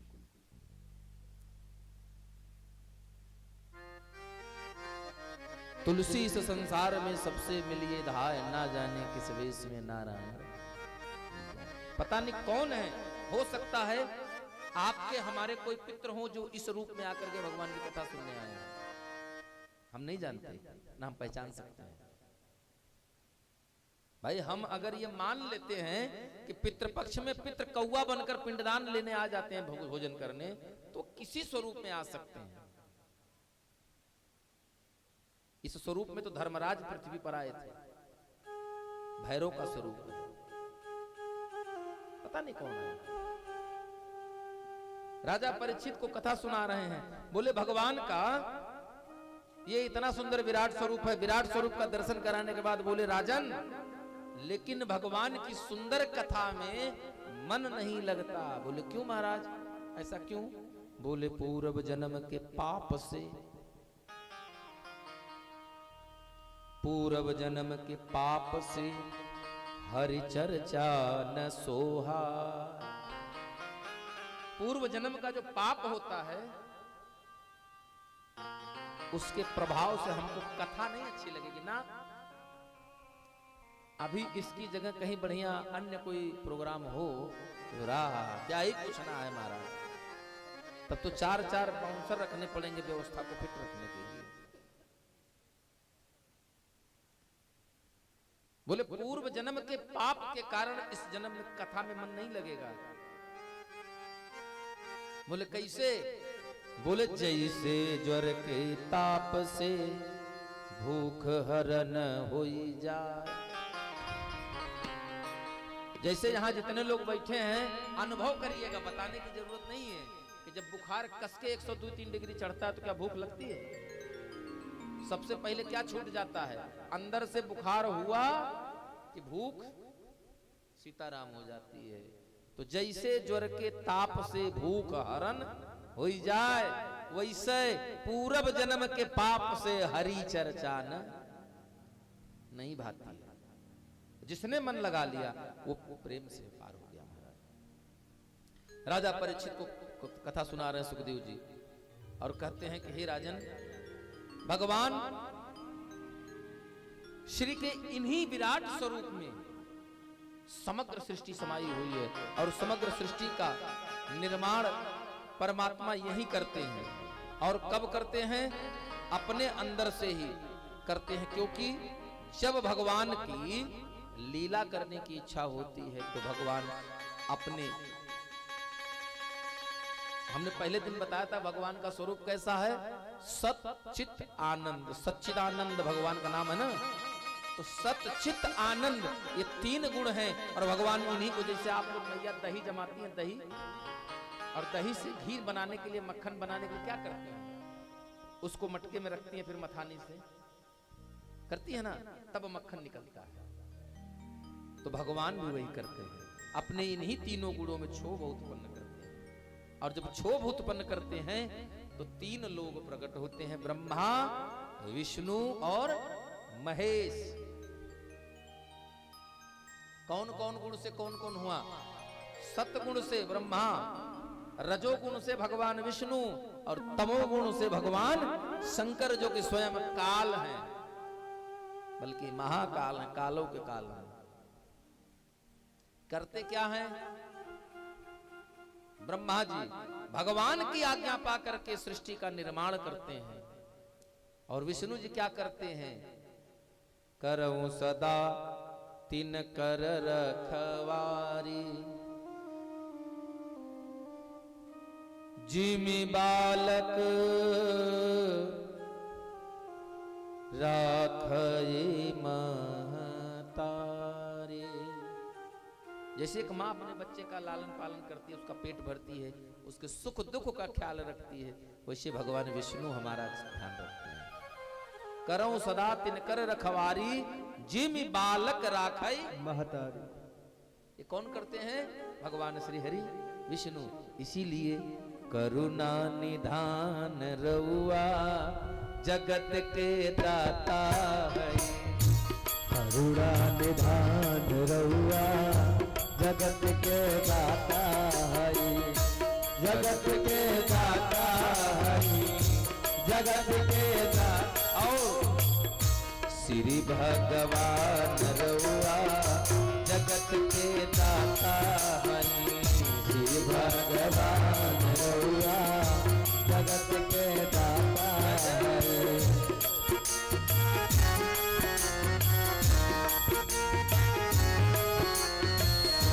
मती के फेर देनी, विपत के फेर देनी, मती के फेर देनी, विपत के फेर देनी।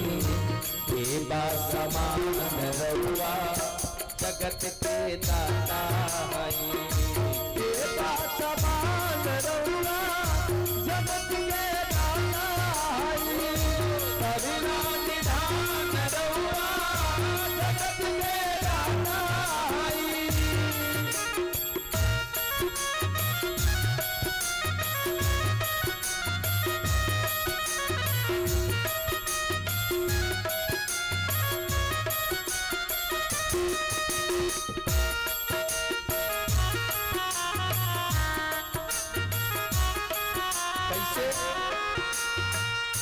ग्राह के मार देहनी, ग्राह के मार देहनी, गज के उबार लेहनी, गज के उबार लेहनी, ग्राह के मार देहनी, गज के उबार लेहनी। का समान रउआ जगत के दाता है, समान रउआ जगत के दाता है। करुणा निधान रउआ जगत के दाता है। करुणा निधान रउआ जगत के दाता है।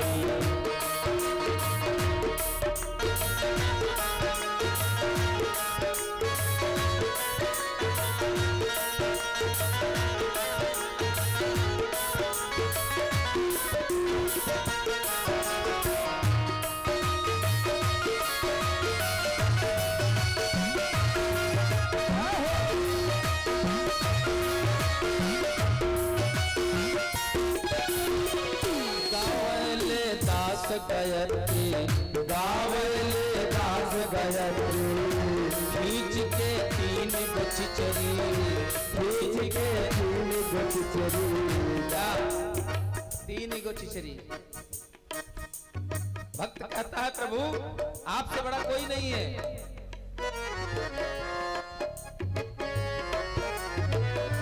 गावले दास गायत्री, गावले दास गायत्री, खीन के तीन गो चिचरी, खींच के तीन गोचरी। कैले बुद्धिमान रउआ जगत के दाता है। कैले बुद्धिमान रउआ जगत के दाता है। करुणा निधान रउआ जगत के दाता है। करुणा निधान रउआ जगत के दाता है।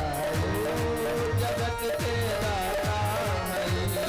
जगत के दाता है। भाग्य विधाता है। भाग्य विधाता है।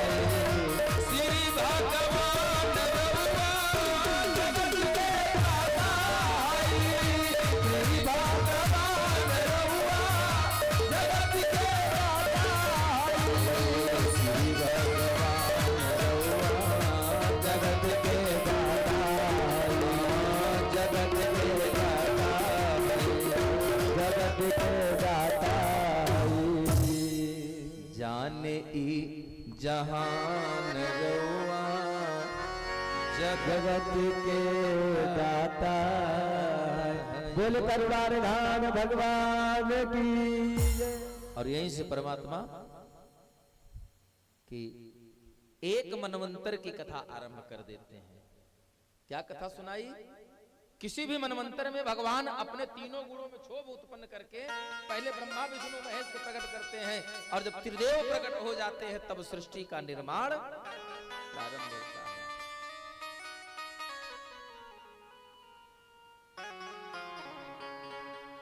अच्छा, यह बात सुखदेव जी कहते हैं किससे?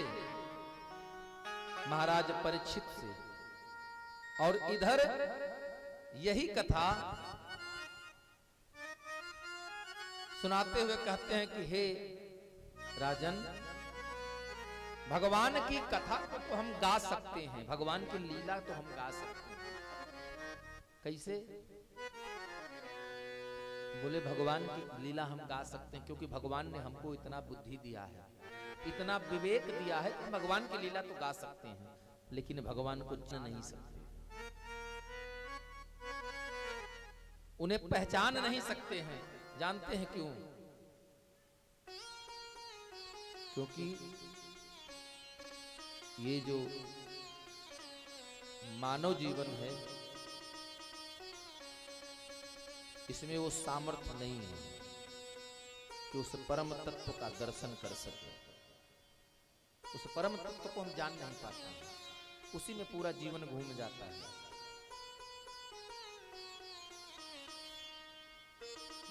सुखदेव जी कहते हैं राजन, भगवान जब लीला करते हैं तो विष्णु जी क्षीर सागर में आप सभी लोग जानते हैं, क्षीर सागर में भगवान विष्णु किस पर हैं? शेष सैया पर है।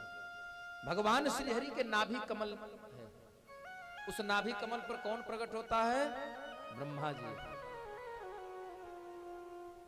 और ब्रह्मा जी जब प्रकट हुए तो बेचारे सोचे हम कमल पे पैदा हुए, अच्छा सोचे कमल पर पैदा हुए, चलो कोई बात नहीं, हम जान तो नहीं कमल आया कहां से। बेचारे कई साल बीत गए महाराज, जो एक बार नली में प्रवेश किए तो इनको कई साल बीत गया, न जड़ तक पहुंच पाए और लौट करके वापस आने में इनको कई साल बीत गए। जब कोई पार न पा सके कि आखिर कमल की जड़ है कहां पर, तब उन्होंने जानते हैं क्या किया? उन्हीं भगवान विराट स्वरूप का ध्यान करना शुरू कर दिया। कस्तूरी तिलकम ललाट पटले वक्षस्थले कौस्तुभम नासाग्रे बरमौक्तिकम करतले वीरुर्कड़े कंकणम शर्वांगे हरचंदनम सुललितम कंठे चमोक्तावले गोपास्त्रे परिवेष्टितो विजयते गोपाल चूड़ामणि। लगे ध्यान करने। आदिहीना आदि मध्य अंतहीना निर्गुणा गुणात्मने। ऐसे परमात्मा का ध्यान करने लगे जिसका ना आदि है, ना आरंभ है और ना अंत है। जब दोनों नहीं है तो मध्य कहां से हो सकता है? होगा नहीं हो सकता। भगवान प्रकट हुए, आकाशवाणी हुई कि तप करो, तपश्चर्या किया और भगवान के उसी विराट स्वरूप के अंगों को समिधा बना करके भगवान के उसी विराट शरीर पर यज्ञ कुंड बना करके यज्ञ आदि करते हैं। और तब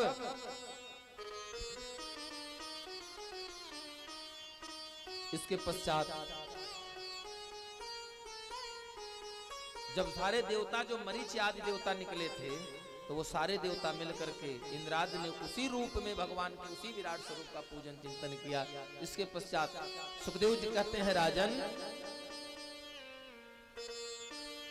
मैं क्या ही भगवान की लीला का वर्णन करूं, क्यों इस संसार का वर्णन, सृष्टि का वर्णन मैं क्या करूं, जबकि इस सृष्टि को तो स्वयं परमात्मा ही बनाने वाले हैं। सारी सृष्टि तो उन्हीं में निहित है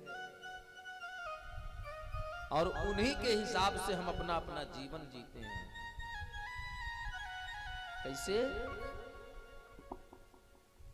राम सूत्रधर अंतर जामी, राम सूत्रधर अंतर जामी, राम सूत्रधर अंतर जामी।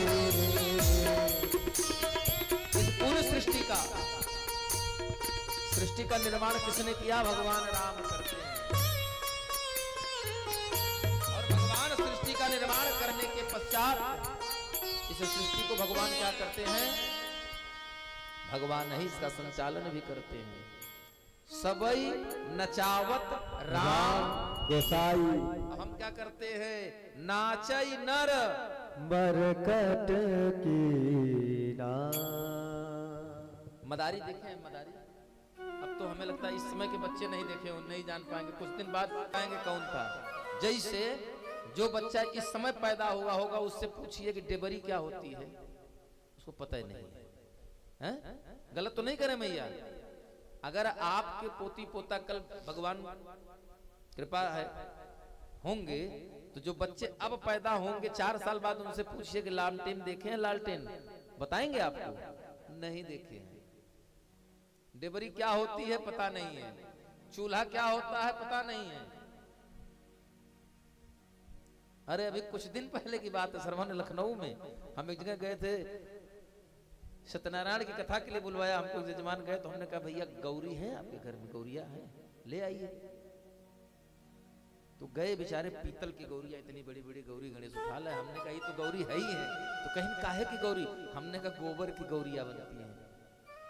बोले महाराज हमारे यहाँ नहीं है, हम नहीं जानते। तो बहुत ज्यादा समय नहीं है, कुछ ही समय के बाद आने वाली पीढ़ी अगर कह दिया जाएगा, जब हम लोग बताएंगे, हमारे हमको डांटते थे तो पूछेगा पापा ताऊ जी कौन है? क्योंकि ताऊ वाला रिश्ते खत्म। गलत तो नहीं करे बाबूजी?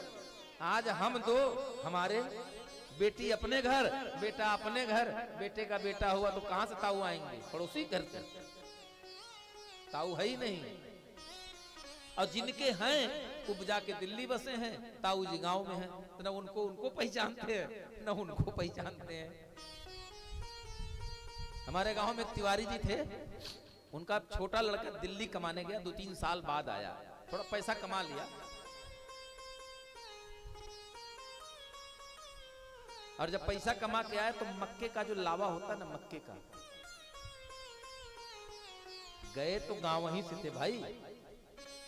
जवानी तो गांव में शुरू हो गई थी, तो जवानी के 3 साल दिल्ली में देख के आए, बाकी जीवन तो गांव में बीता।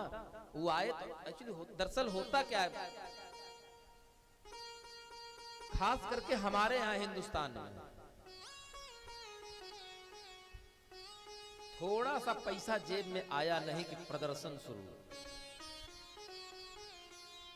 बेटा महीने का अगर 50,000 की नौकरी लगी तो 1 साल के अंदर बाहर फर्स्ट क्लास, कम से कम नहीं फॉर्च्यूनर आएगी तो नहीं ज्यादा तो स्विफ्ट आके खड़ी हो जाएगी। महीने की 50,000 में 21,000 रुपया किस्त जा रही, कोई टेंशन नहीं है, गाड़ी तुरंत आ जाएगी। कहा भैया लड़का बैंक में नौकरी पा गया। और थोड़ा समय बीता, 1-2 साल, अब घर बढ़िया बढ़िया टाइल्स मार्बल व्यवस्था शुरू, मतलब अब लड़का नौकरी पा गया बैंक में तो भाई दिखना चाहिए लोगों को। उसके बाद अब लड़का आएगा तो कम से कम इतनी मोट चैन गर्दन में होगी, स्वाभाविक है। हमारे यहाँ ये बड़ा इसका चलन सा हो गया है, प्रदर्शन। तो वैसे तिवारी जी जब कमा के आए तो वो बेचारे लाल मोजा जूता उता को पहन के आए, और जब पहन कर आए निकाले दरवाजे पर बैठे, भाई हमारे ननिहाल की बात है तो हमारे मामा जी लगते थे। हम लोग भी गए थे, भैया मामा आए मामा आए। तो जब उनकी माता जी ने उनको एक थाली में सुंदर थोड़ा सा चना, थोड़ा चूरा, लैया और थोड़ा मक्के का लावा वावा रख के दिया, तो लैया चूरा तो खाए, और जब मक्का उठाए तो उन्होंने अपनी माता जी से कहा, माता जी किस चीज का फूल है? मक्के का लावा उठाए। ये कथा नहीं है, ये हमारे ननिहाल की बीती हुई सत्य घटना में आपको अपनी आंखों देखी बता रहा हूं। माता जी किस चीज का फूल है? हाई स्कूल फेल, ये उनकी बात बता रहे हैं।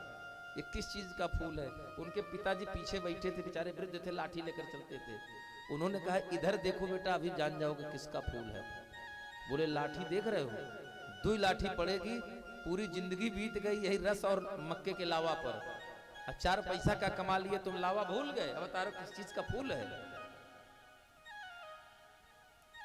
यही हमारे जीवन।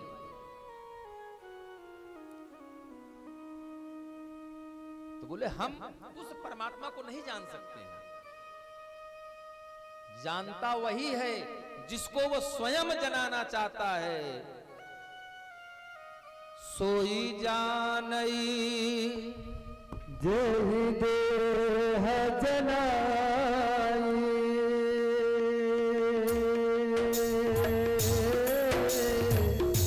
जानत तुम्हारी तुम्हारी हो जाई।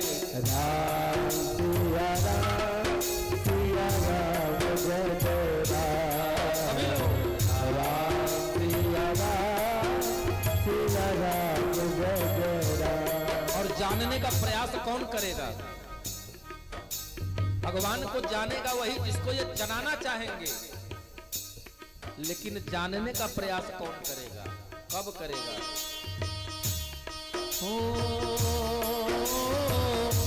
अतिशय कृपा जाहि पर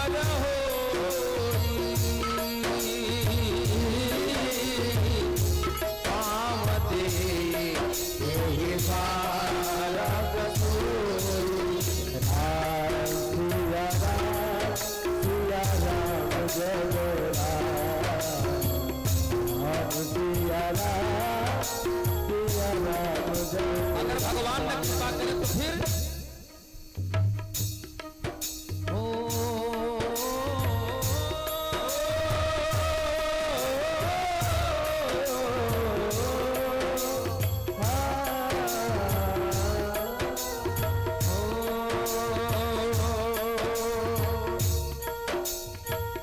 जन्म जन्म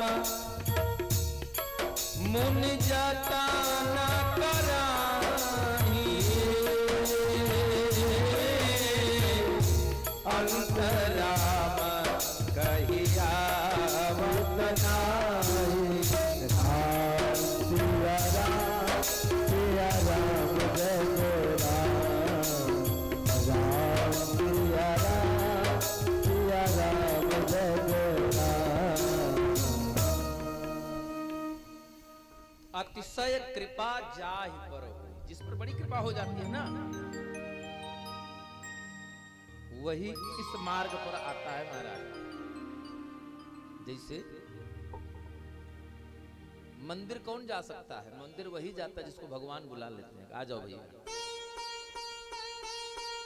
अच्छा एक चीज बताइए,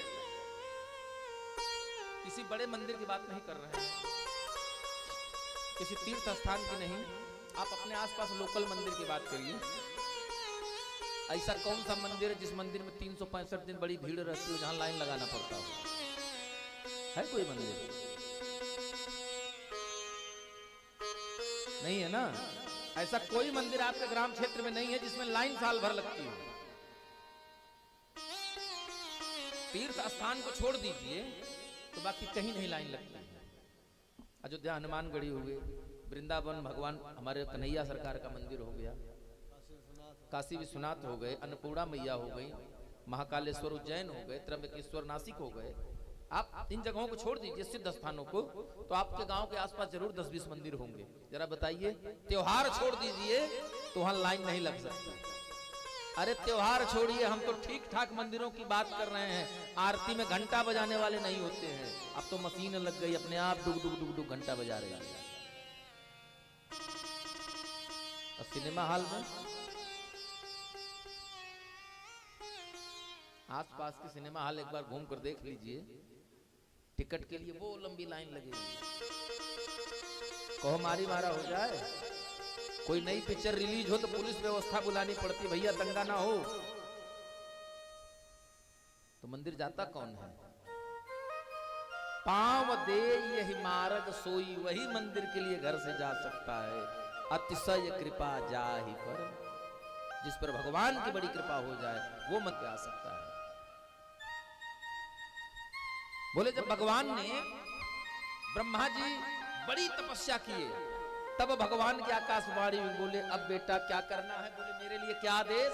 बोले आदेश यही है कि अब आप सृष्टि का निर्माण प्रारंभ करें। बोलिए राधे राधे। अरे बोल लीजिए मैया, हाँ बोल लीजिए, हमको रोज रोज कहते हुए नहीं अच्छा लगता है, आप लोग बोल लिया करिए। क्योंकि जानते हैं अगर नहीं बोलेंगे, जुबान दिया है मगर बोलते नहीं, जुबान दिया है मगर बोलते नहीं, भगवान का नाम लेने के लिए मुंह खोलते नहीं है। आज का न बोलना तुम्हें याद उस दिन आएगा जब तू बोलना तो चाहेगा लेकिन बोल नहीं पाएगा। राधे तेरे चरणों की श्यामा, तेरे चरणों की भूल जो मिल जाए,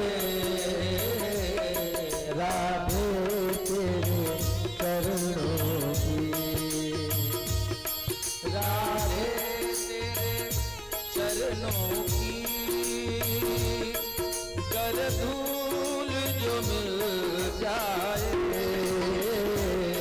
राधे तेरे चरणों की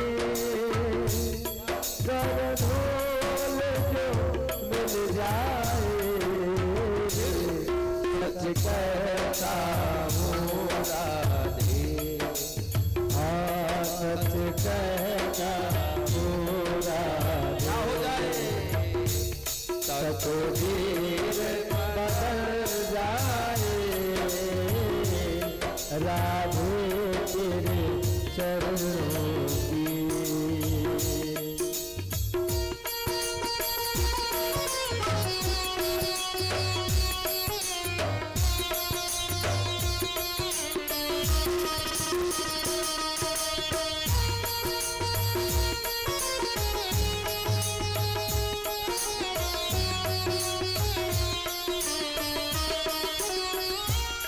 ये मन बड़ा चंचल है, कैसे तेरा भजन करूं,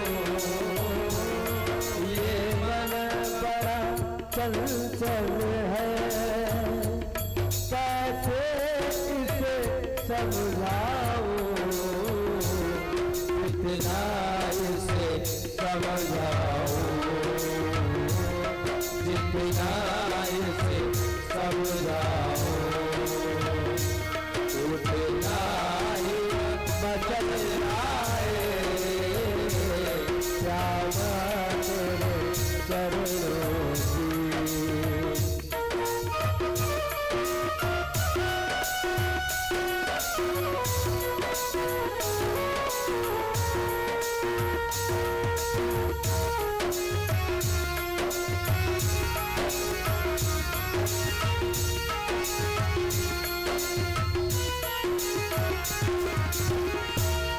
सुनता हूँ तेरी रहमत दिन रात बरसती है,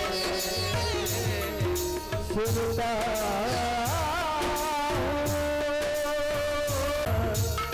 दिन रात बरसती है, एक बूंद जो मिल जाए,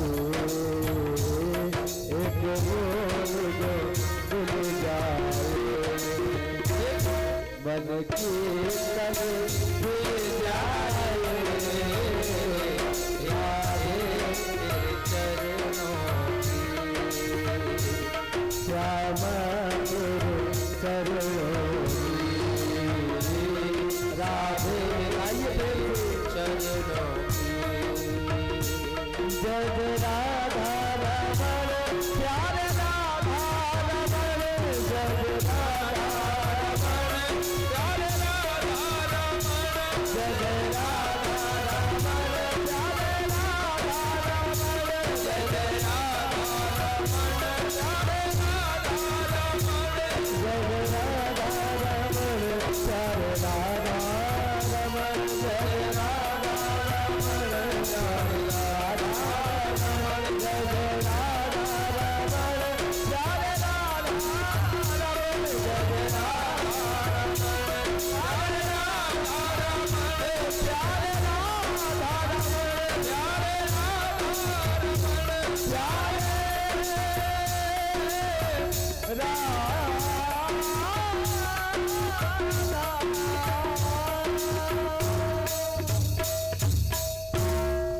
राधे तेरे चरणों की गरधूल जो मिल जाए, सच कहता हूँ राधे मेरी तकदीर बदल जाएगी महाराज, राधे तेरे चरणों। त्रिकुटी विलास सृष्टि लय होई, ये वही भगवान है, उन्हीं भगवान की पराशक्ति है। ब्रह्मा जी को आदेश हुआ, क्या करो भैया, सृष्टि करो। किसने आदेश किया? भगवान ने। और भगवान 24 अवतार की प्रथम अवतार की जो कथा आरंभ होती है, तो प्रथम अवतार जो हुआ भगवान का कौमार्य सर्ग का अवतार हुआ। प्रथम अवतार कौमार्य सर्ग की कथा अवतार हुआ। और कौमार्य सर्ग का मतलब क्या है? जो अभी कुमार है अर्थात बालक, किशोरावस्था में, बचपन से थोड़ा ऊपर।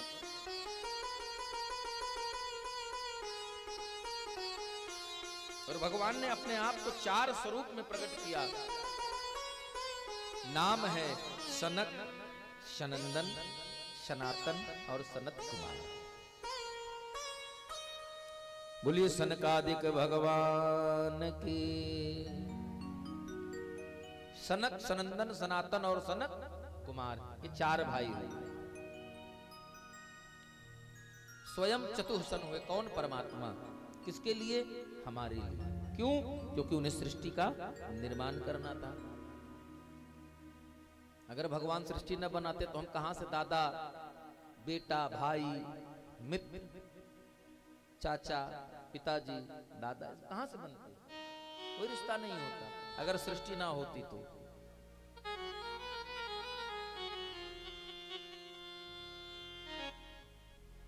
दूसरे स्थान पर कथा आती है।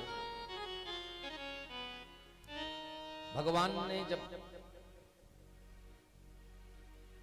कहा कि हे ब्रह्मा जी, सृष्टि का निर्माण करना है, तो ब्रह्मा जी ने भगवान, अब इधर सुखदेव जी भगवान के 24 अवतार की कथा संक्षिप्त रूप से सुना दिया। क्या सुनाया? पहला अवतार सनक, सनंदन, सनातन, सनत कुमार। दूसरा अवतार सुयज्ञ भगवान के नाम से हुआ। तीसरा अवतार करदम ऋषि के घर में हुए, कपिल भगवान के रूप में। चौथा अवतार पृथ्वी की रक्षा करने के लिए वाराह स्वरूप लेकर आए। पांचवा अवतार अत्रि मुनि की पत्नी है सती अनसुईया, आपके घर में जन्म लिया भगवान ने दत्तात्रेय रूप में। छठवें स्थान पर धर्म के घर में नर नारायण बनकर जन्म लिया। सातवां अवतार लिया भगवान ने, ब्राह्मणों द्वारा शापित जो राजा थे वैन, उनके पुत्र हैं पृथु। आठवें स्थान पर ऋषभ देव, 9वें पर हयग्रीव। इस प्रकार भगवान के 24 अवतार की संक्षिप्त कथा सुनाई। और अंत में भगवान कहते हैं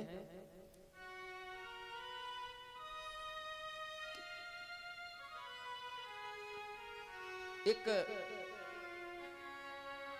सुखदेव जी कहते हैं राजन, 5 लक्षण के जो होते हैं उसको पुराण कहा जाता है। सब लोग पढ़ते हैं ना, 4 वेद, 6 शास्त्र, 18 पुराण, यही तो पढ़ते हैं। तो पुराण किसको कहते हैं? जिसमें 5 लक्षण हो वो पुराण। लेकिन जो 10 लक्षण वाले हों, अत्र सर्गो विसर्गस्य स्थानम पोषणम पोषण मूतय मनवंतरे शानु कथा निरोधो मुक्तिराश्रय। सर्ग, विसर्ग, स्थान, पोषण, उति, मनवंतर, अनुकथा, निरोध, मुक्ति तथा आश्रय, ये 10 लक्षण जिसमें हो वही पुराण है। और पुराण का मतलब होता है पुरातन, जो पुराना हो।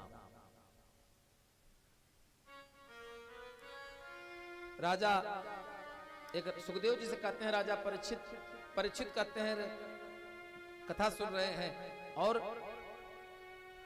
राजा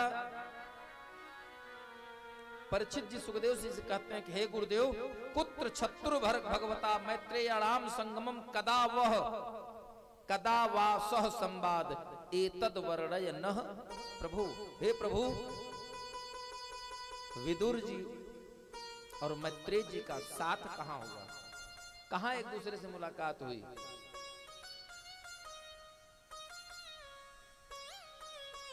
जब विदुर जी अपने घर परिवार को त्याग करके चले गए थे, तो आखिर मैत्रेय जी से ऐसी क्या वार्ता हुई कि विदुर जी पुनः अपने घर वापस चले आए?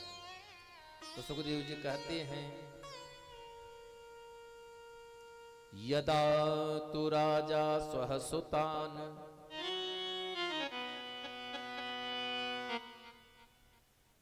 साधून पुसड़न धर्मेण विनष्टि दृष्टि।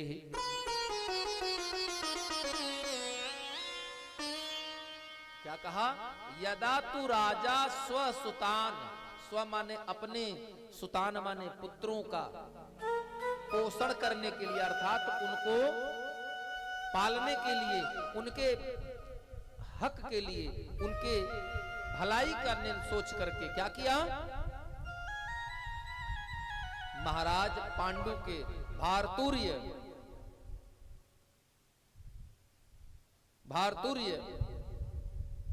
विष्ठय सुतान विबंधोन प्रवेश लाक्षा भवने ददाह। ये सबको पता है, महाभारत में धृतराष्ट्र ने पांडु के पुत्र अर्जुन, भीम, नकुल, सहदेव सभी लोगों को जलाकर मारने का प्रयास किया था। कहां? लाक्षागृह में। द्रौपदी को यह सारी घटना, महाराज के महामंत्री थे ना विदुर जी, प्रमुख सलाहकार थे, प्रमुख सचिव थे, लेकिन सब कुछ जानते हुए, ज्ञान होते हुए कि गलत हो रहा है, लेकिन उसको रोक नहीं पाए। लेकिन हद तो तब हो गई,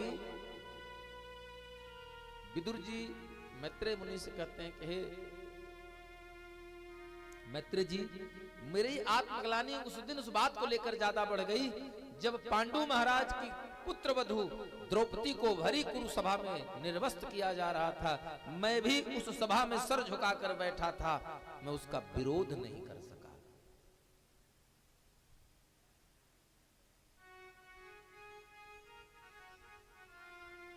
कपट से जुआ खिला करके उन्हें परास्त कराया गया। 13 वर्ष बाद 12 वर्ष का वनवास और 1 वर्ष का अज्ञातवास काट कर लौटे पांडवों को, तब भी उन्होंने कोई हक देने की बात नहीं की। यह जानते हुए भी मैं उस समय भी उनका साथ नहीं दे पाया, उस अधर्म का विरोध नहीं कर पाया।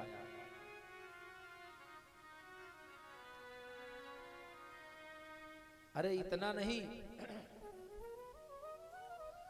महायोगी योगी राज कहे जाते हैं। कृष्णम वंदे जगत गुरु, जगत के गुरु भगवान श्री कृष्ण कहे जाते हैं, योगी राज कहे जाते हैं। बल्कि योगी राज तो छोटा पद हो गया, योग ये योगेश्वर कहे जाते हैं, योगियों के ईश्वर हैं भगवान श्री कृष्ण। उन्होंने समझाया शांति दूत बनकर, लेकिन जब समझ में नहीं आई, एक दिन धृतराष्ट्र ने विदुर से फिर सलाह पूछी।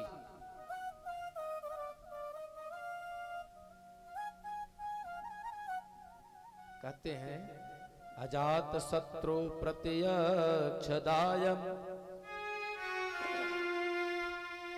अजात शत्रु प्रत्यक्षदायम् तितिक्षतो दुर्विसहम तवागः सहानुजो यत्र वृकोदराहि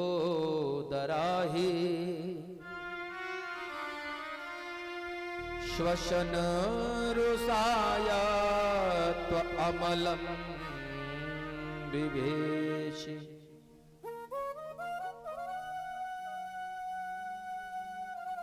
कहा कि आखिर पांडवों को हमने उनका हक नहीं दिया तो क्या कर लेंगे पांडव? 5 हैं हमारे, 100 पुत्र हैं, कंस दुर्योधन 100 भाई है, क्या बिगाड़ लेंगे 5 पांडव? और युधिष्ठिर तो धर्मराज है, वो अधर्म का साथ कभी नहीं देगा, वो छल कपट कभी कर ही नहीं सकता। तो विदुर मुस्कुरा कर कहते हैं अजात शत्रु हो, आप ये जानते हैं कि आपका शत्रु आपके सभी अपराध को सह सकने वाला धर्मराज है, लेकिन आप एक बात भूल रहे हैं कि धर्मराज के साथ महाबली भीम रूपी एक विशाल सर्प है, जो काल का स्वरूप लेकर के उसकी क्रोध काल के स्वरूप में फुंकार मार रही है। और महाराज आप माने या न माने, आपके 100 पुत्रों के मन में है, और आप भी 100 पुत्रों सहित आपके मन में भी इस बात का भय है कि अगर आगे से धृतराष्ट्र हट जाएंगे तो उसी दिन मेरे पुत्रों का विनाश हो जाएगा।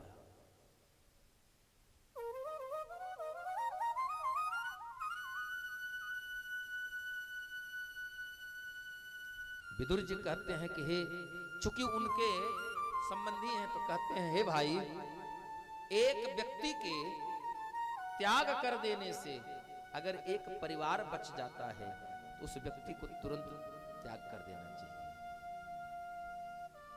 एक घर के गांव छोड़ देने से अगर पूरा गांव बच जाता है तो उस परिवार को गांव छोड़ देना चाहिए। एक गांव के छोड़ देने से अगर जिला बच जाता है तो गांव को खाली हो जाना चाहिए।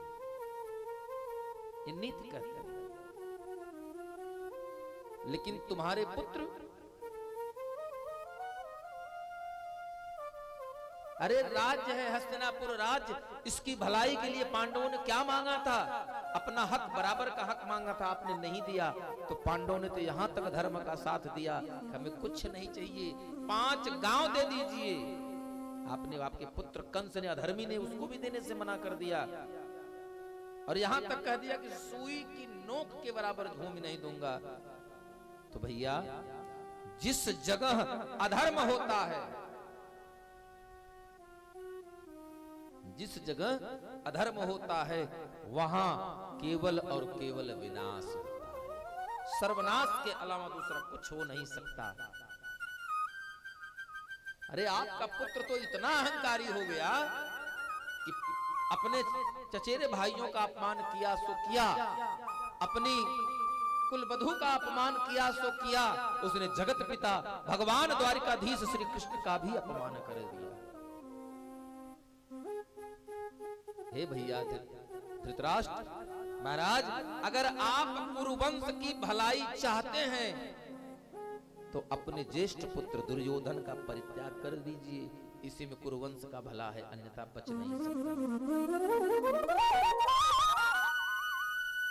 इसी समय दुर्योधन अपने दुशासन आदि भाइयों के साथ आ गया और बड़े अपमान सूचक शब्दों से कहता है, कम ये मंत्रोपजा हुआ।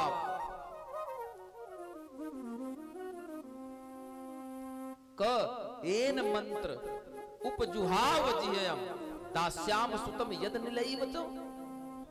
क्या बता रहे हो? कौन सा गुरु मंत्र दे रहे हो? और पिताजी, इस दासी पुत्र विदुर को किसने बुला रखा इस सभागृह में? ये वही विदुर हैं जिनको काका कहकर बुलाते हैं। आज उसी विदुर को अहंकार के बस होकर के, काल के वशीभूत होकर के वह दुर्योधन कह रहा है कि हे पिताजी, इस दासी पुत्र विदुर को यहां किसने बुलवा?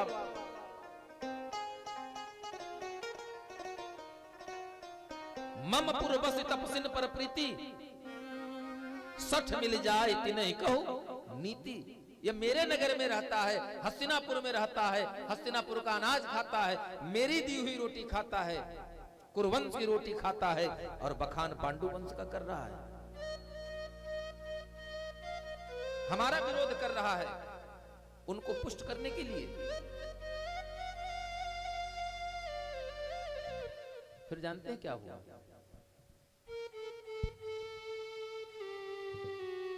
कहता है इस दासी पुत्र विदुर को अभी इसी क्षण इसे राज से देश निकाला का आदेश दे दिया जाए। और विभीषण को रावण ने यही कहा था। देखिए, जहां संत का अपमान हो जाए, जहां भक्त का अपमान होता है, तो उस घर को विनाश होने से परमात्मा भी नहीं बचा सकता। और चलते चलते विदुर जी कहते हैं, भैया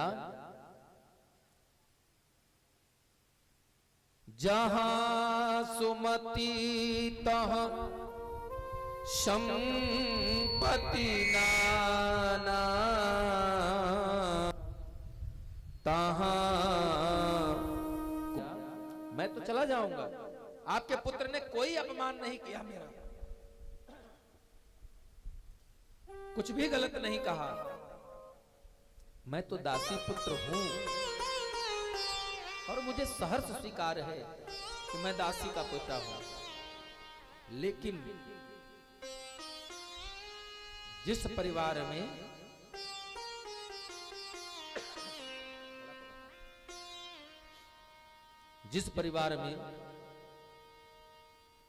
एक सेठ जी थे, एक रात मैया लक्ष्मी उनके सपने में आई सिंह साहब,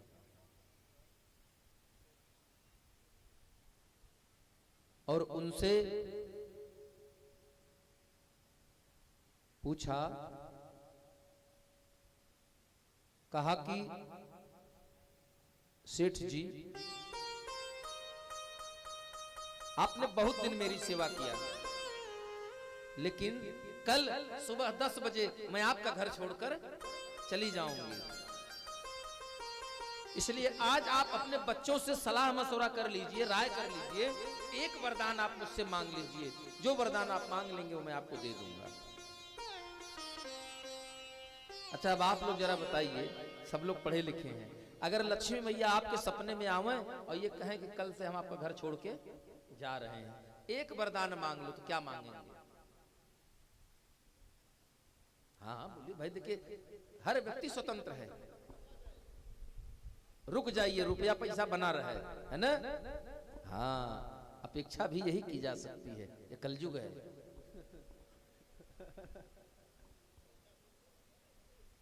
लेकिन किसी की हुई नहीं, इसी का नाम अचल संपत्ति है। 10 रुपए की एक नोट पे अपना नाम पता लिख कर छोड़ दीजिए उसको बाजार में, 2 साल 4 साल 10 साल 20 साल बाद घूम के आपके पास फिर आ जाएगा। उसके पास हाथ पैर था नहीं, वो बिना हाथ पैर के चलायमान है, क्योंकि यही तो माया है। लक्ष्मी मैया ने कहा कि मैं कल तुम्हारा घर छोड़कर चली जाऊंगी, इसलिए एक वरदान मांग लेना। तो सेठ जी सवेरे उठे, हड़बड़ हड़बड़, जल्दी जल्दी नहाया धोया, जो घंटी दिया बत्ती करना था किया, जो भोग सोग लगाना था लगाया, और मंच पे सभी बच्चों को बुलाया, बेटा बेटी बहू पोती पोता, हाँ XYZ जितने लोग थे छोटे बड़े, और सबको बुला करके कहते हैं बेटा लक्ष्मी कल चली जाएगी। तो लक्ष्मी मैया ने मुझसे कहा कि एक वरदान मांग लो। तो मैं क्या ऐसा वरदान मांगू कि सब कुछ बढ़िया बना रहे। तो इसी तरह सेठ जी का बहुत बड़ा परिवार था। आज जैसे आप लोग हैं, तो किसी ने कहा रुपया मांगो, किसी ने कहा पैसा मांग लो, किसी ने कहा 2 बीघा जमीन हाईवे पे मांग लो, किसी ने कहा 4-5 तो ट्रक मांग लो, मतलब सब ऐसी सी व्यवस्था मांगते रहे। एक बहू थी जो बेचारी कम पढ़ी लिखी थी और अपने सास ससुर की सेवा करती थी, घर के सारे गृहस्थी का कामकाज देखती थी, बाकी जो समय बचता था वो भगवान के भजन में बिताती थी। उसने कहा पिताजी, ऐसे तो आज तक मैंने कभी कुछ कहा नहीं और ना मेरा कहा कभी हुआ, फिर भी मैं आपसे आग्रह करूंगी कि आज मेरी बात मान लीजिए और इन सब की बात को छोड़ दीजिए। ससुर ने कहा बोलो बेटा। बोले आज ये तो सब बता रहे, रुपया मांग लो, पैसा मांग लो, गाड़ी मांग लो, गहना मांग लो, हीरा जवाहरात, भौतिक चीजें मांग लो, लेकिन मैं जो आपसे कहूंगी उससे सुख तो नहीं मिल सकता। बोले क्या मांग लो? बोले आप जिसको मांगने के लिए आपके बेटे बहू सब कह रहे हैं, ये कुछ स्थिर रहने वाला नहीं है। अरे जरा विचार करिए, रुपया तो मांग लेंगे और जब लक्ष्मी जाएंगे तो रुपया कहां रह जाएगा? बैंक में आप खूब बढ़िया 25,000 का ताला लगा दीजिए बक्से में, अरे जब तलवा तो तब रहेगा जब बक्सवा वहां रहेगा, अब बक्सवा नहीं तो तलवा कहां रहेगा? लक्ष्मी चली जाएंगे तो रुपया कहां रहेगा महाराज आपके घर में? तो बोले क्या मांगना चाहिए? तो बेटी कहती है मां का मांगो कछु थिर ना रहाई, इसलिए हे पिताजी अगर मांगना है तो आप माता लक्ष्मी से कह दीजिए कि हमें सुमति दे के जाएं, क्योंकि लक्ष्मी जाने के बाद सब कुछ चला जाएगा। अगर सुमति रहेगी तो हम एक रोटी में 10 टुकड़े करके खाकर एक गिलास पानी पीकर सो सकते हैं, और रोज 10,000 रुपया आवे, अब बढ़िया बढ़िया मालपुआ बना हो, छोटी बहू बड़की को नहीं देखना चाहती, बड़की सास को नहीं देखना चाहती। पैसा लेकर सुख से रह पाएंगे ऐसी स्थिति में? बताइए क्यों सिंह साहब? अगर परिवार में वैमनस्यता हो, प्रेम नहीं है, तो क्या परिवार सुखी है? रुपए से आज तक कोई सुखी हो पाया क्या? अगर रुपए से सुख होता, राम जी 14 वर्ष वन में सुखी रहे उस पर सोकर, भरत जी नंदीग्राम में 14 वर्ष सुखी रहे, विभीषण लंका में रहकर सुखी रहे, रावण सोने की लंका में रहकर दुखी रहता था।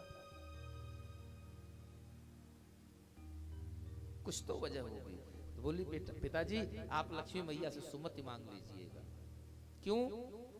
जहां सुमति तहां संपत्ति नाना, जहां कुमति तहां विपत्ति निदाना, जहाँ सुमति तहाँ संपत्ति नाना, जहाँ सुमति तहाँ विपत्ति निदाना। श्री राम जय राम जय जय राम, श्री राम जय राम जय जय राम, श्री राम जय राम जय जय राम, श्री राम जय राम जय जय राम, श्री राम जय राम जय जय राम। जय हो। जिंदगी में यही एक चीज अगर मांगना है भगवान से, तो रुपया पैसा मत मांगिए। का मांगो कछु थीर ना रहाई, ऐसी कोई वस्तु नहीं है जो आपके पास है और वो आपके पास स्थित है कि आप बता दीजिए ऐसी कोई एक चीज जो जीवन भर रह जाए आपके साथ। बेटा जीवन भर रह सकता है? नहीं रहेगा महाराज।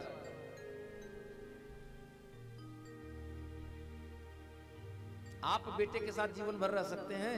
नहीं रह सकते, क्योंकि यहां सब अलग अलग आए हैं और अलग अलग की ही व्यवस्था है। यह कोई किसी का साथी नहीं है महाराज। कौन किसका साथी है ये वक्त ही बताएगा। एक ही चीज साथी है और वो है संयम, सुमति, अच्छे विचार।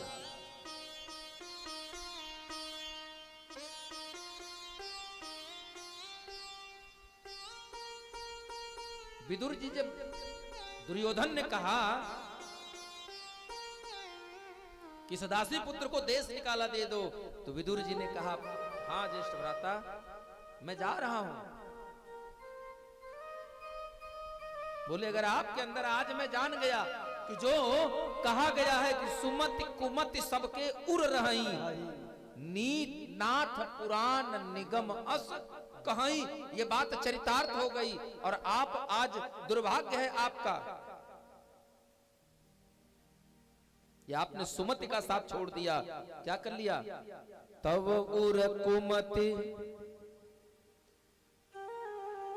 बसी विपरीता, हित अपहित मानहु रे प्रीता। भ्राता आज निश्चित रूप से आपने कुमति को अपना लिया है, सुमति को छोड़ दिया है, तभी तो आप अपने हित को अपना दुश्मन मान रहे हैं। मन पंछी जब उड़ रहे विषय वासना माही, ज्ञान बाज की झपट में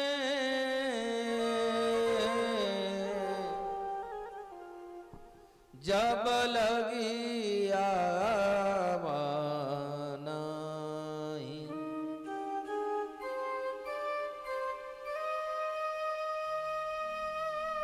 कहते हैं भैया ये मन रूपी पंछी जो है ये तब तक माया में बड़ी जोर शोर से उड़ता कूदता है। बोले कब तक? बोला जब तक ज्ञान रूपी बाज जो है जब तक उसके पंजे में नहीं फंस जाता। ज्ञान रूपी बाज के पंजे में फंसकर वह अपने आप शांत हो जाता है। और जब विदुर चलने लगे तो दुर्योधन से कहा, दुर्योधन दिखा न जो सो खरोस, इतना जोर पर चढ़कर गए जहान के दरियाव में, बहुत उतर और चढ़ कर। इस संसार के सागर में मैंने तुमसे बहुत बड़े बड़े वीर देखे दुर्योधन, कोई बात नहीं, हुई है सोई जो राम रचि राखा, को करी तर्क बढ़ावई शाखा। समझाया नहीं माना। भगवान कहते हैं उद्धव जी चले गए विदुर जी, और विदुर जी चले गए। बहुत समझाने के बाद विदुर जी लौट कर आते हैं। मैत्रेय जी बहुत समझाते हैं। आइए हम लोग यहीं से परमात्मा के आदेश पर ब्रह्मा जी ने सृष्टि का आरंभ किया, और सृष्टि का निर्माण किया। तो पहले ब्रह्मा जी ने कौन सी सृष्टि बनाई? मानसिक सृष्टि।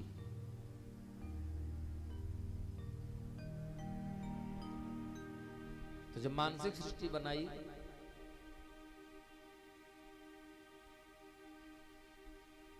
तो उस मानसिक सृष्टि में 10 ऋषि आते हैं।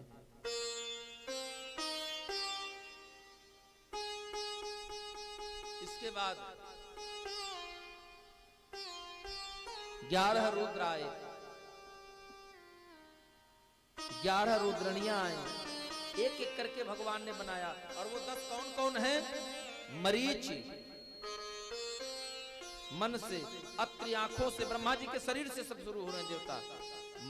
मन से मरीच जी आए, आंख से अत्रि ऋषि आए, अंगिरा मुनि मुख से आए, पुलस्त कानों से आए, पुलभ नाभ से आए, कतुहात से आए, भृगु ऋषि चमड़े से आए, वशिष्ठ ब्रह्मा जी के प्राण से आए, दक्ष अंगूठे से आए, और स्वयं नारद जी ब्रह्मा जी की जांघों से उनकी गोद में जन्मे। भगवान ब्रह्मा जी इसी प्रकार एक एक करते करते चले जा रहे हैं। लेकिन जब सब कर लिया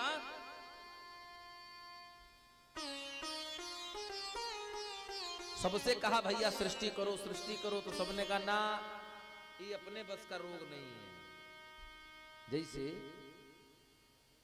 आपको गाड़ी चलाना नहीं आता और आपसे कोई कहे कि आप गाड़ी चलाओ, आप गाड़ी चलाओगे? आप सीधे मना करोगे नहीं भैया ये हमें नहीं आता, ये हमारा काम नहीं है। एक एक करके सारे लोगों ने मना कर दिया। फिर ब्रह्मा जी ने मन से मनु जी महाराज को प्रकट किया और तन से शतरूपा मैया को प्रकट किया और इनसे कहा सृष्टि करो।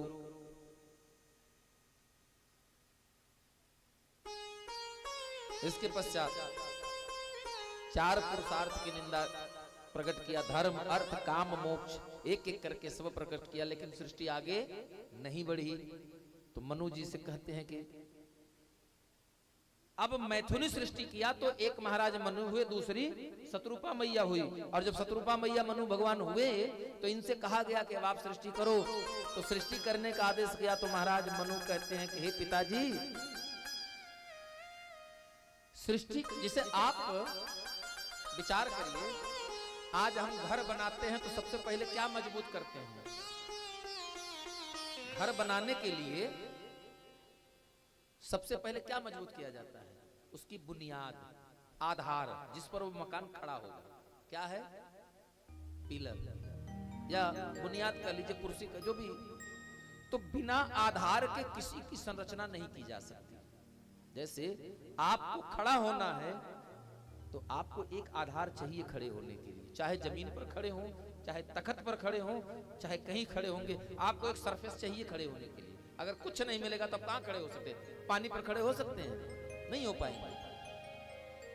तो मनु जी महाराज ने कहा पिताजी क्षमा करिए, हम सृष्टि तो करें, लेकिन सृष्टि करने के लिए पृथ्वी तो जल में डूबी है। ब्रह्मा जी ने बहुत कहा लेकिन नहीं माने। कौन? हिरण्याक्ष। और भगवान ब्रह्मा जी को क्रोध आया भगवान ब्रह्मा जी की दाहिनी नाक से।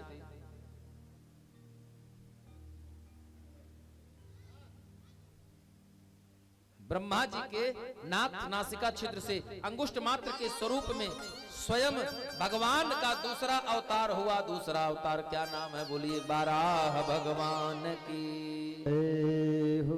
हाँ, जरा जोर से आप लोग बोलिए तो बोलिए, बाराह भगवान की।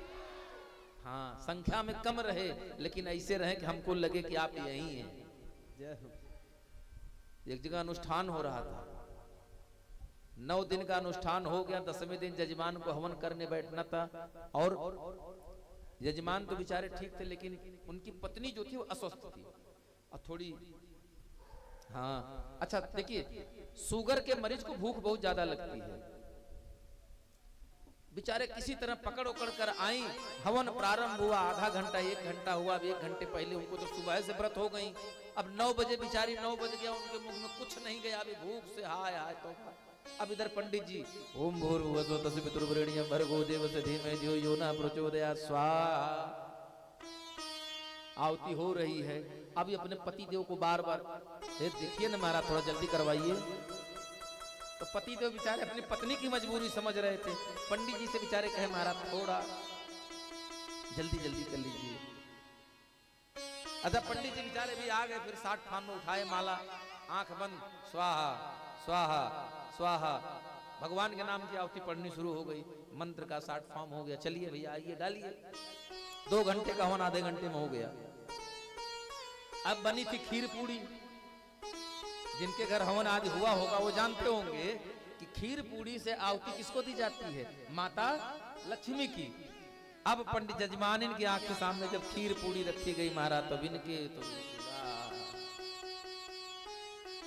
अब जजमान पंडित जी लक्ष्मी जी का मंत्र बोले, हिरण्यगर्भा बोल लिया, ओम बोले स्वाहा।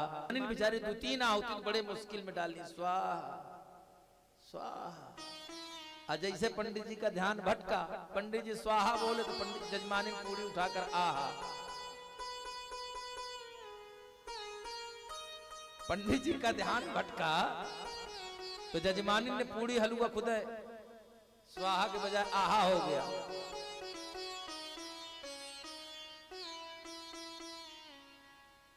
जीवन में मन, देखिए भोजन आवश्यक है। भोजन से शरीर पुष्ट होता है। भोजन क्या करता है? शरीर को पुष्ट करता है, आपको पुष्ट करता है। ये वही काम करता है जो आपकी गाड़ी में पेट्रोल और डीजल। क्यों कि गाड़ी नहीं होगी तो आप इतनी बजे रात को 10 बजे रात में आपसे कह दिया जब बरसात हो रही हो कि भैया गोंडा चले जाइए, जाएंगे? अरे महाराज कौन जाएगा? आषाढ़ भाद सावन के महीना में नदिया रात में के जाए गोंडा? हम नहीं जाएंगे। फिर साधन अगर दुरुस्त होगा तो आप जा सकते हैं। तो ये शरीर साधन है, इसके लिए भोजन की आवश्यकता है। जीवन में 2 की बहुत महत्व है, भोजन और भजन। इन दोनों की बड़ी आवश्यकता है, बहुत महत्वपूर्ण स्थान है। कैसा स्थान है? बोले एक का स्थान ये है कि इस साधन को पुष्ट करता है और दूसरा क्या करता है? आत्मा को पुष्ट करता है। साधन नहीं होगा, अब मान लीजिए अभी आपको 102 डिग्री बुखार चढ़ा हो तो आप यहाँ बैठकर कथा सुनेंगे, रजाई ओढ़कर सो जाएंगे। साधन को दुरुस्त रखिए, इसको इतने मानिए कि हाँ ये साधन है। ब्रह्मा जी ने देखा कि हमारा साधन तो तैयार है, जाने वाला तैयार है, लेकिन साधन नहीं मिल रहा है। तो ब्रह्मा जी को क्रोध आया और ब्रह्मा जी को जो क्रोध आया तो उनकी नासिका छिद्र से तुरंत अंगुष्ठ स्वरूप लेकर 12 भगवान प्रकट हो गए महाराज। और प्रकट हुए, विग्रह स्वरूप लेकर पूछा क्या करना है? बोले महाराज को मुक्त कराइए। और 12 भगवान समुद्र के पास गए और समुद्र में जाकर के भयंकर युद्ध किया है महाराज। और युद्ध करने के पश्चात हिरण्याक्ष का वध किया और पृथ्वी मैया को स्वतंत्र करा लिया, ला करके जल पर स्थापित कर दिया। बोलिए बराह भगवान की। और सारे देवी देवता ऋषि मुनि सब भगवान वाराह की स्तुति करने लगे। कहते हैं जितम जितम ते अजितम यज्ञ भावन त्रयम् तनोम स्वापरिधुन्वते नमः। यद्योगमगर्ते सुनिलिलयुर्ध्वरास्तस्मै नमः कारणा शोकरायते। सभी लोग वाराह भगवान को प्रणाम करते हैं, नमन वंदन करते हैं। अच्छा, अब यहां से मनु जी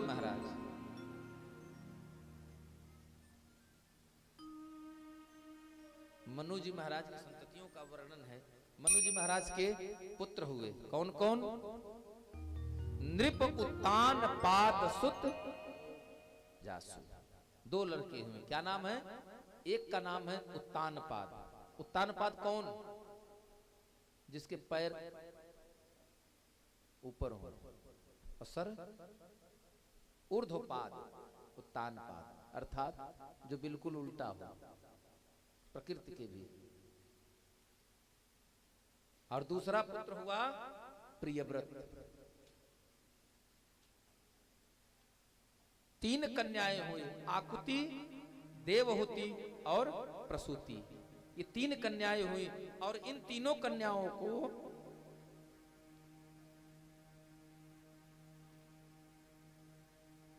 महाराज मनु ने इनका विवाह किया।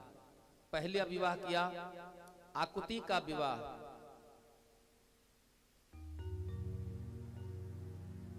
एक प्रजापति से किया। दूसरी कन्या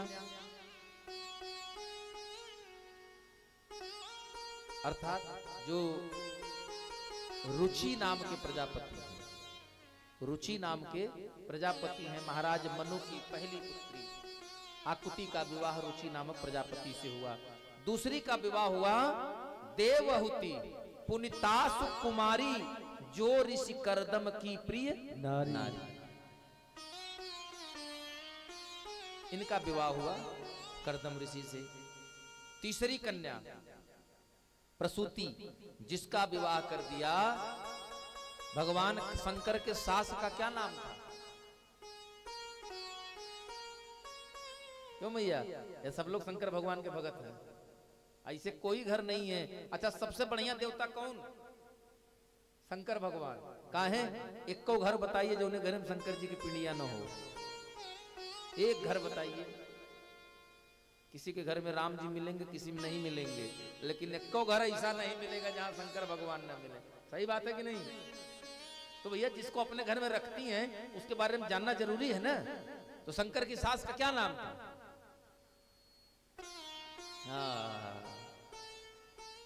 उनकी सासू मैया का नाम है प्रसूति, याद रख लीजिए अब। और शंकर के ससुर जी का नाम दक्ष प्रजापति, दक्ष। और उनकी सास है प्रसूति का विवाह कर दिया। इसके पश्चात सुखदेव जी कहते हैं, राजन, इन्हीं मनु महाराज की संततियों से आज पूरा संसार फला और फूल रहा है। इधर मैत्रेय जी कहते हैं कि एक महाराज दक्ष और उनकी पत्नी प्रसूति के गर्भ से एक कन्या हुई दिति। दिति जी का विवाह कर दिया इन्होंने किसके साथ? महर्षि कश्यप के साथ। और कश्यप मुनि अपने पत्नी के साथ वन में जाकर तपस्यारत हैं। और एक दिन गोधूली बेला है, कथा बहुत ध्यान से समझिएगा आप लोग। गोधूली बेला में माता दिति अपने पति कश्यप जी के पास आई और हाथ जोड़कर उनसे प्रार्थना करती हैं, स्थितिर्दाक्षायणी छत्तमार्चीर्चम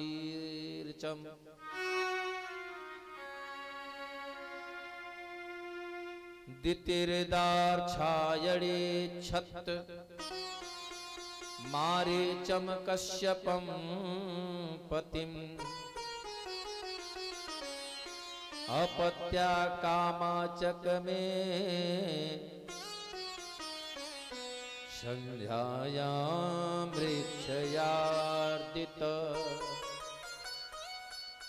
संध्या कर रहे अपने पति के पास आई, हाथ जोड़कर प्रार्थना करके अपने पति से कहती हैं, हे स्वामी, मेरी इच्छा है कि आप मुझे एक पुत्र की मां होने का सौभाग्य प्रदान करें, अर्थात मुझे एक पुत्र प्राप्त करने की इच्छा मेरे मन में है, कृपा करके मुझे इतना कृपा मुझ पर कर दीजिए। विदुर जी कहते हैं, मैत्रेय जी कहते हैं कि हे विदुर जी, महामुनि कश्यप ने अपनी पत्नी को समझाया, समझना यही बात है, हर स्त्री को, हर पुरुष को, चाहे वो गृहस्थ हो या अभी वो बालक हो, जो विद्या अध्ययन में है, जो अध्ययन कर रहा है, पढ़ रहा है, उनके लिए भी यह बातें सुनने के लिए जरूरी है, समझना चाहिए। क्या, किस समय की बात है? प्रदोष काल की, गोधूली बेला। प्रदोष काल में 4 काम कतई नहीं करना चाहिए। इसको करने वाला व्यक्ति उसके विपरीत परिणाम पाता है। क्या क्या? चत्वारिमानि कर्माणि संध्यायाम परिवर्जयेत्। क्या है? 4 काम लिखा है, 4 काम संध्या बेला में करने के लिए शास्त्र मना करता है। और मना नहीं करता, सख्ती से मना करता है कि कतई ना करे। क्या करना है? आहारम, बहुत ध्यान से सुनिएगा, गोधूली बेला में भोजन नहीं करना है। और मैथुनम, दाम्पत्य जीवन का धर्म निर्वहन कतई नहीं करना है। तीसरा काम, निद्रा, सोना नहीं चाहिए। और चौथा काम, स्वाध्यायम। बेटा आप लोग भी समझ लीजिए, मम्मी कोई काम बता दें, गधे बेला में किताब खोल के बैठ जाओ, मम्मी कर लो, हम पढ़ रहे हैं, नहीं करिएगा। क्यों जानती हैं? गोधूली बेला में पढ़ने वाला विद्वान से विद्वान व्यक्ति भी उसको मूर्ख होने में समय नहीं लगता। प्रदोष काल में अध्ययनरत व्यक्ति, लेकिन उसमें भी शर्त है, स्व अध्याय। आप लोग घर में क्या करते हैं? स्वाध्याय करते हैं ना, खुद से पढ़ते हैं, वहां कोई बड़ा आपको पढ़ाने वाला नहीं होता है। तो गोधूली बेला प्रदोष काल में स्वाध्याय नहीं करना। एक काम, ऐसा करने वाला व्यक्ति मूर्ख हो जाएगा। दूसरा, निद्रा। प्रदोष काल में सोने वाला व्यक्ति का शरीर जो है रोग ग्रसित हो जाएगा। इसके पश्चात मैथुन, पति पत्नी के धर्म का निर्वहन करने वाला व्यक्ति अगर उस समय में संतान उत्पत्ति की योजना बनाई जाए और उस समय के संयोग से जो पुत्र या पुत्री जन्म लेगी वह बिना संस्कार की होगी। आप यह कह सकते हैं कि आज के कलयुग में उसको राक्षस कह सकते हैं। क्यों? कश्यप ने अपनी पत्नी को समझाया,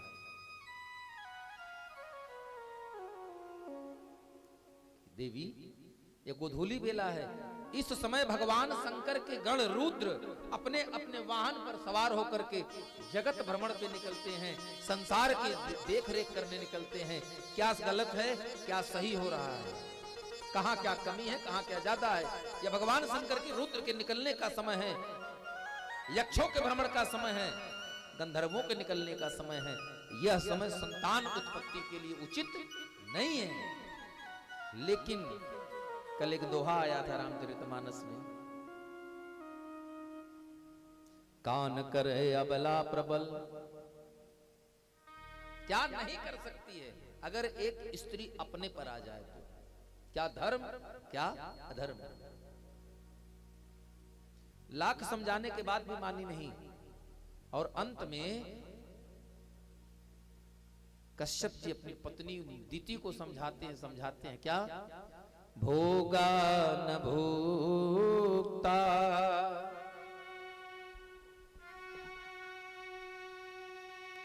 वयमेव भोक्ता तपो न तम वयमेव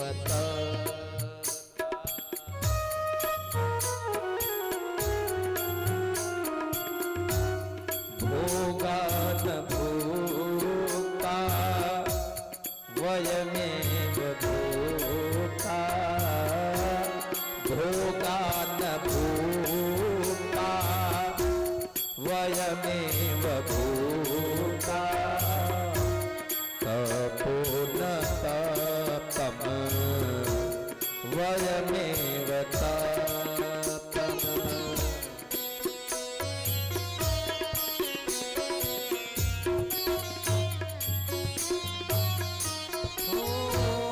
कालो न यातो वयमेव याता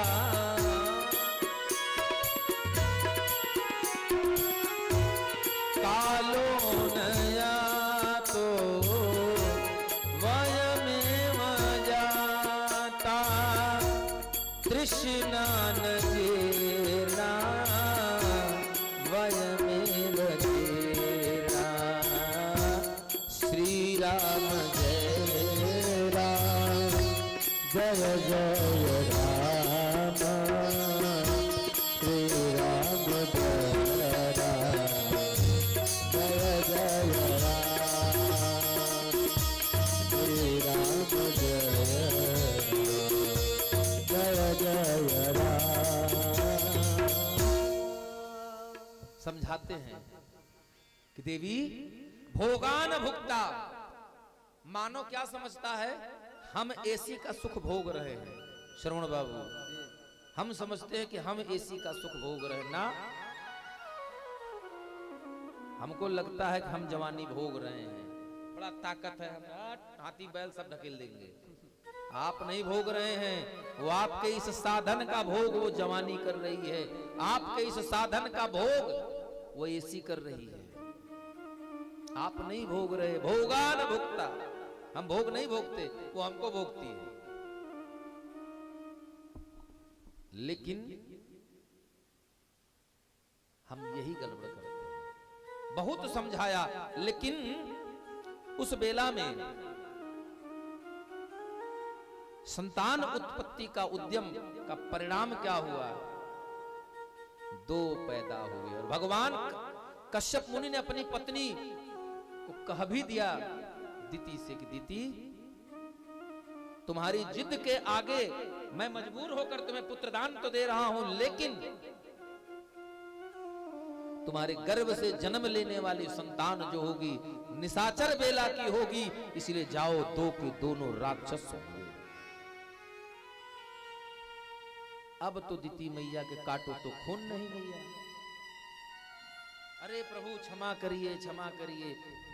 बड़ा दंड प्रार्थना किया तो कश्यप ऋषि ने कहा कि देवी ठीक है, हम आपके अनुनय विनय से प्रसन्न हैं, लेकिन उसी कुल में आगे आने वाला जो समय होगा उसमें एक पौत्र जन्म लेगा जो भगवान का भक्त होगा। अब इसके लिए, अब चूंकि ब्राह्मण का आशीर्वाद तो मिल गया, लेकिन अब आएंगे कैसे भगवान? ये दोनों आएंगे कैसे? ये सभी लोग जानते हैं कि भगवान श्री हरि विष्णु के दो पार्षद थे, जय और विजय।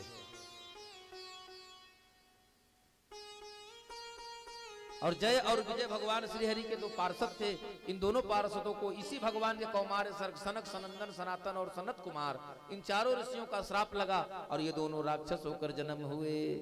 द्वारपाल हरि के प्रिय दो, जय और विजय जान सबको। द्वारपाल हरि के प्रिय दो,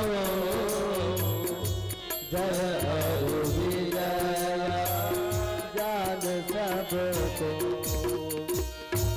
विप्रश्राप पे दोनों भाई, विप्रश्राप पे दोनों भाई, तामस असुर देहती न पाई, तामस असुर देहती न पाई। कौन है? जय और विजय भगवान श्री हरि के पार्षद हैं। उनको श्राप लग गया, और जब श्राप लगा तो दोनों राक्षस हुए। कहां आए? कश्यप की पत्नी दिति मैया के गर्भ में। और यही दोनों जन्म लिए। कनक कशिप अरुहाटक लोचन जगत विदित सुरपति मदमोचन। ये दोनों राक्षस हुए, और यही दोनों राक्षसों का नाम पड़ा हिरण्याक्ष और हिरण्यकश्यप। अच्छा, ये दोनों हैं कौन?